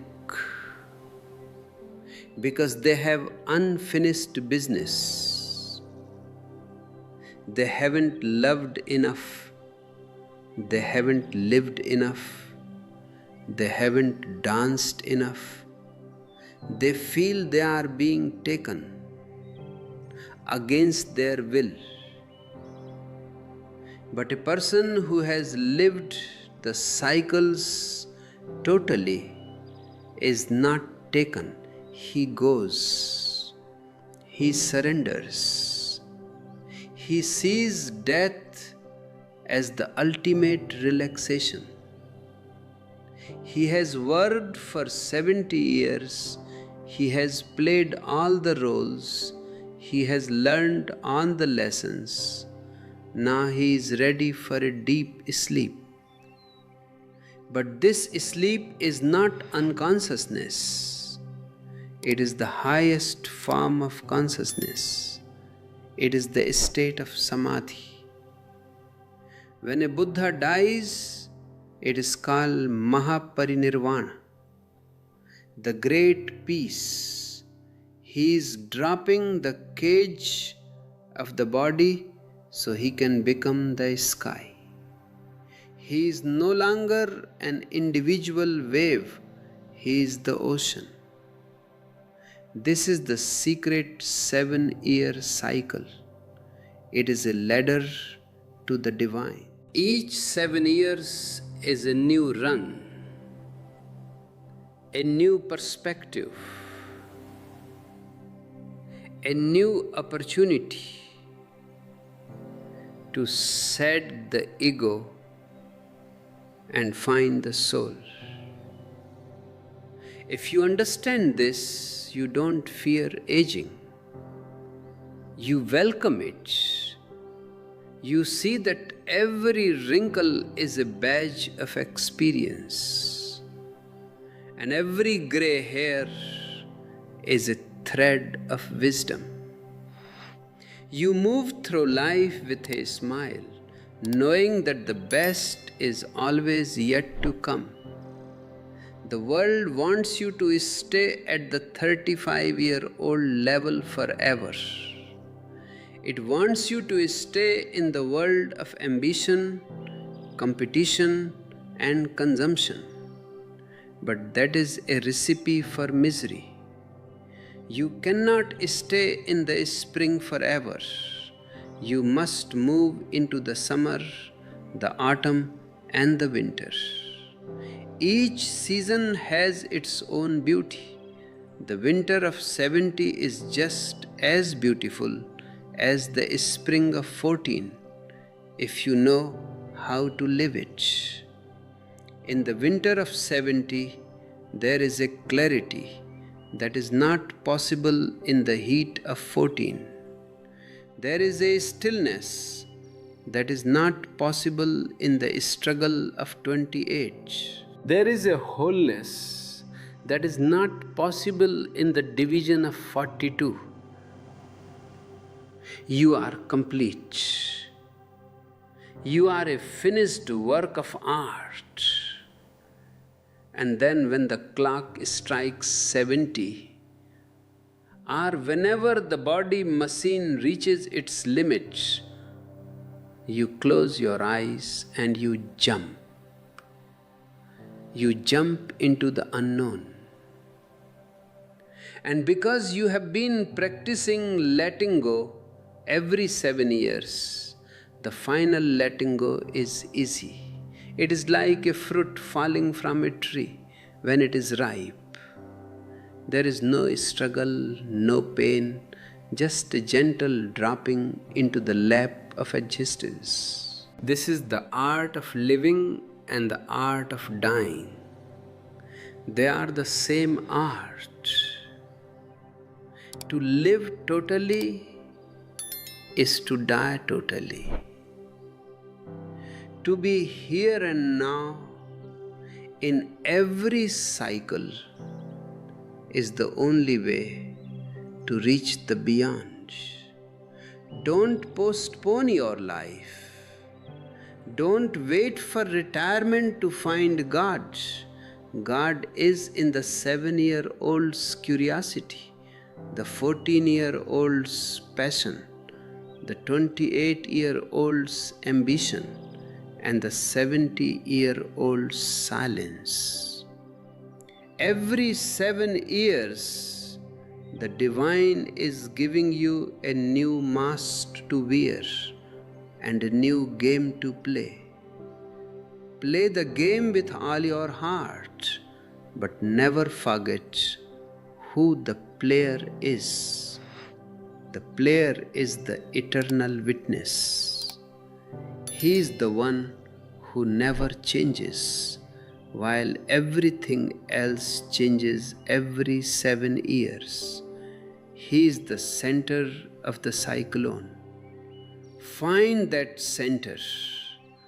Root yourself in that witness. Then the 7-year cycles will be seen for what they are, a divine dance. You will move through them with joy and gratitude. You will see the sacredness of every age. And in the end, you will realize that you never really grew old. You only grew deep. You became a Buddha. This is my vision for you. This is the promise of the 7-year cycle. It is a journey from the ego to the soul, from the many to the one, from time to eternity. Take the first step today. Be aware of where you are on the map. Accept your current season and move with grace toward the next. The infinite is waiting for you. The ocean is calling. The 7-year cycle is your river. Let it flow. Let it take you home. And when you arrive, you will find that you were never away in the first place. You were always there, dreaming of a journey. Wake up from the dream and be the ocean. As we continue this exploration into the deep mechanics of your soul's journey, we find that the 10th cycle is not just an end, but a grand culmination. This is the period when the 10 chakras, or rather the 7 chakras and their 3 subtle extensions, reach a state of total synchronization. Imagine a clock with 7 gears, each turning at a different speed. Every 7 years, a new gear is engaged. By the time you reach 70, all gears are perfectly aligned. The clock stops ticking and starts humming. This hum is the sound of the universe. In the years between 63 and 70, the biological body is preparing for its final dissolution. This is a very sensitive time. In a society that worships youth and activity, this period is often seen as a decline. But in the world of energy, it is an ascension. The energy is being withdrawn from the physical tissues, the bones, the blood, the muscles, and is being concentrated in the luminous body, the astral body. This is why many elderly people who are meditative seem to glow. They have an aura of peace that is almost tangible. This withdrawal of energy is what causes the physical weaknesses of old age. But if you are aware, you don't mind the weakness. You see that your house is being dismantled so that you can move into the sky. You are like a person who is moving to a new city. You start packing your bags, you sell your old furniture, you say your goodbyes. It is a busy and exciting time. It is only sad if you think the house is your only home. Between 63 and 70, your breath becomes your best friend. You have been breathing for 70 years, but you have probably never met your breath. You have taken it for granted. But in the final cycle, the breath becomes very subtle. It becomes the link between the body and the soul. If you can watch your breath with total awareness, you will find that in the gap between the inhalation and the exhalation, there is a door to the beyond. In this gap, time stops. In this gap, the 7-year cycles stop. In this gap, you are already home. This is the secret of the Anapanasati meditation that the Buddha taught. It is the most powerful tool for the final decade of your life. It allows you to become familiar with the emptiness that you will encounter at the moment of death. By 70, you should be a master of the gap.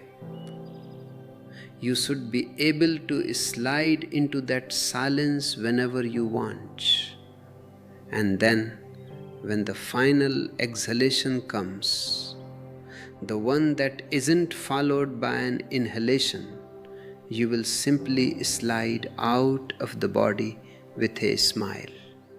There will be no struggle for life, no gasping for air. There will be only a gentle letting go. This is the beauty of the completed circle.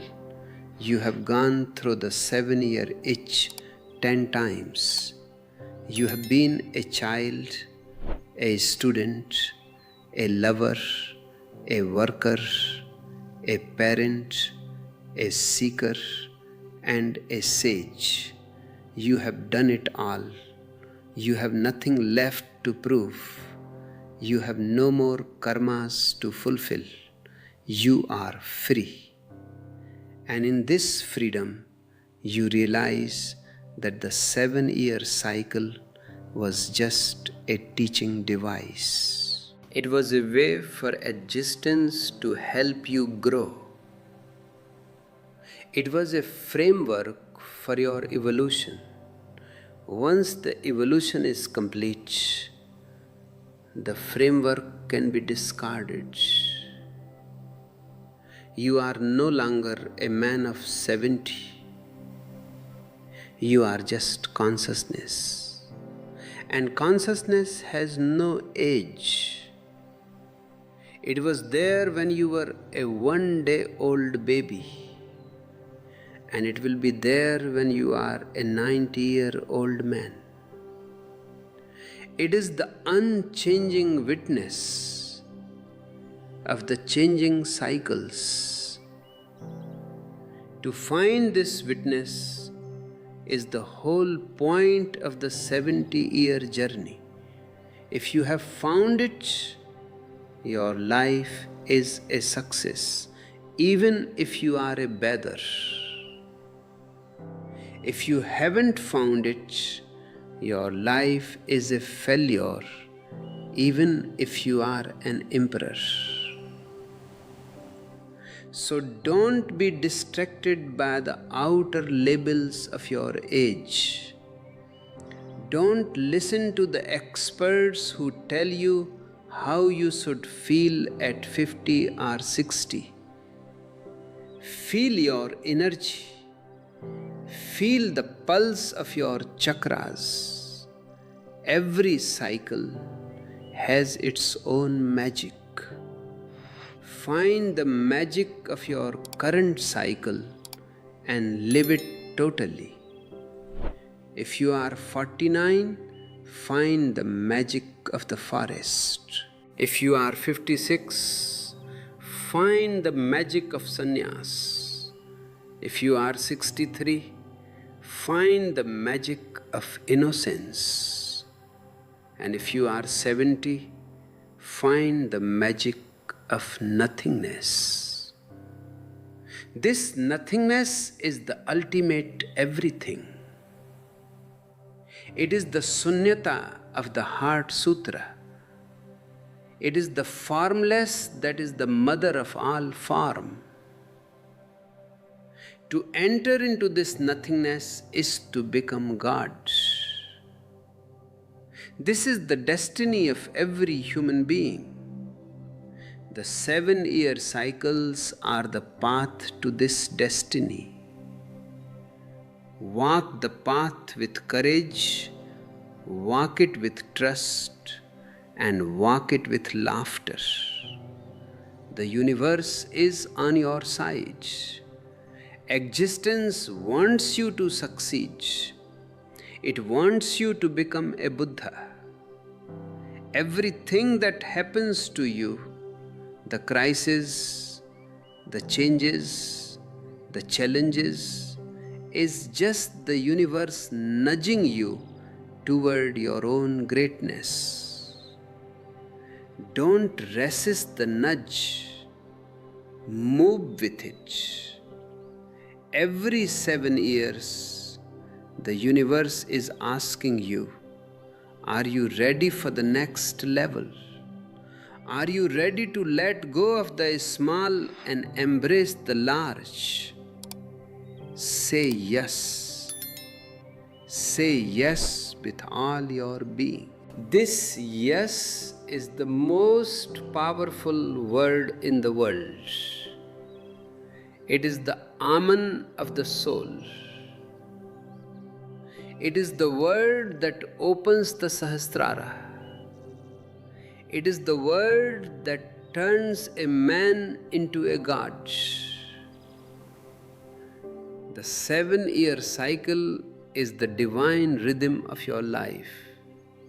Dance to it, sing to it, and eventually become the rhythm itself. You are the music. You are the dance. You are the source. My blessings are with you on every step of this 10-fold journey. May you reach the ocean with a full heart and a deep silence. May you die singing. May you be the whole. I salute the Buddha within you. I salute your 10 cycles. I salute your eternal being. Let the 7-year cycle be your wind. Let your awareness be your sail. And let the infinite be your port. Go. The journey is beautiful. The destination is certain. And the time is always now. This is the art of living and the art of dying. They are the same art. To live totally is to die totally. To be here and now in every cycle is the only way to reach the beyond. Don't postpone your life. Don't wait for retirement to find God. God is in the 7-year-old's curiosity, the 14-year-old's passion, the 28-year-old's ambition, and the 70-year-old's silence. Every 7 years, the divine is giving you a new mask to wear and a new game to play. Play the game with all your heart, but never forget who the player is. The player is the eternal witness. He is the one who never changes, while everything else changes every 7 years. He is the center of the cyclone. Find that center. Root yourself in that witness. Then the 7-year cycles will be seen for what they are, a divine dance. You will move through them with joy and gratitude. You will see the sacredness of every age. And in the end, you will realize that you never really grew old. You only grew deep. You became a Buddha. This is my vision for you. This is the promise of the 7-year cycle. It is a journey from the ego to the soul, from the many to the one, from time to eternity. Take the first step today. Be aware of where you are on the map. Accept your current season and move with grace toward the next. The infinite is waiting for you. The ocean is calling. The 7-year cycle is your river. Let it flow. Let it take you home. And when you arrive, you will find that you were never away in the first place. You were always there, dreaming of a journey. Wake up from the dream and be the ocean. As we continue this exploration into the deep mechanics of your soul's journey, we find that the 10th cycle is not just an end, but a grand culmination. This is the period when the 10 chakras, or rather the 7 chakras and their 3 subtle extensions, reach a state of total synchronization. Imagine a clock with 7 gears, each turning at a different speed. Every 7 years, a new gear is engaged. By the time you reach 70, all gears are perfectly aligned.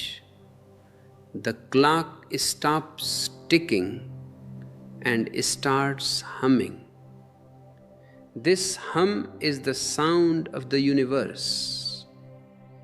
In the years between 63 and 70, the biological body is preparing for its final dissolution. This is a very sensitive time. In a society that worships youth and activity, this period is often seen as a decline. But in the world of energy, it is an ascension. The energy is being withdrawn from the physical tissues, the bones, the blood, the muscles, and is being concentrated in the luminous body, the astral body. This is why many elderly people who are meditative seem to glow. They have an aura of peace that is almost tangible. This withdrawal of energy is what causes the physical weaknesses of old age. But if you are aware, you don't mind the weakness. You see that your house is being dismantled so that you can move into the sky. You are like a person who is moving to a new city. You start packing your bags. You sell your old furniture. You say your goodbyes. It is a busy and exciting time.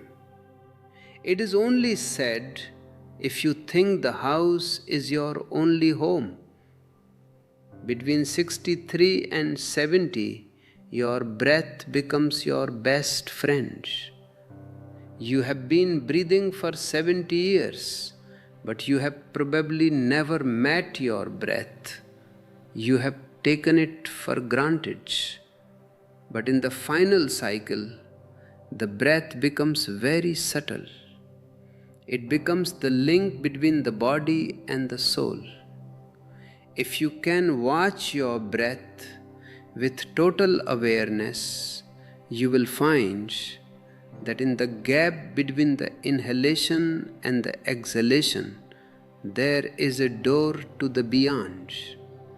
In this gap, time stops.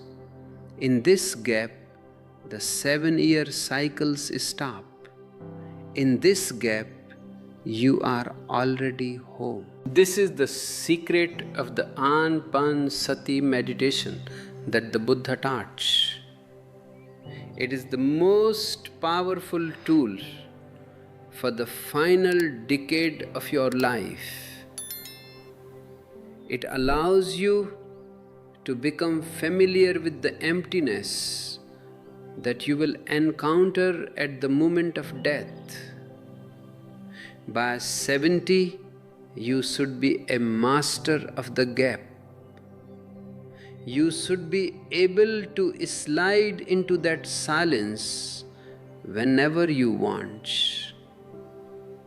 And then, when the final exhalation comes, the one that isn't followed by an inhalation, you will simply slide out of the body with a smile. There will be no struggle for life, no gasping for air. There will be only a gentle letting go. This is the beauty of the completed circle. You have gone through the 7-year itch 10 times. You have been a child, a student, a lover, a worker, a parent, a seeker, and a sage. You have done it all. You have nothing left to prove. You have no more karmas to fulfill. You are free. And in this freedom, you realize that the 7-year cycle was just a teaching device. It was a way for existence to help you grow. It was a framework for your evolution. Once the evolution is complete, the framework can be discarded. You are no longer a man of 70. You are just consciousness. And consciousness has no age. It was there when you were a 1-day-old baby, and it will be there when you are a 90-year-old man. It is the unchanging witness of the changing cycles. To find this witness is the whole point of the 70-year journey. If you have found it, your life is a success, even if you are a beggar. If you haven't found it, your life is a failure, even if you are an emperor. So don't be distracted by the outer labels of your age. Don't listen to the experts who tell you how you should feel at 50 or 60. Feel your energy. Feel the pulse of your chakras. Every cycle has its own magic. Find the magic of your current cycle and live it totally. If you are 49, find the magic of the forest. If you are 56, find the magic of sannyas. If you are 63, find the magic of innocence. And if you are 70, find the magic of nothingness. This nothingness is the ultimate everything. It is the Sunyata of the Heart Sutra. It is the formless that is the mother of all form. To enter into this nothingness is to become God. This is the destiny of every human being. The 7-year cycles are the path to this destiny. Walk the path with courage, walk it with trust, and walk it with laughter. The universe is on your side. Existence wants you to succeed. It wants you to become a Buddha. Everything that happens to you, the crises, the changes, the challenges, is just the universe nudging you toward your own greatness. Don't resist the nudge. Move with it.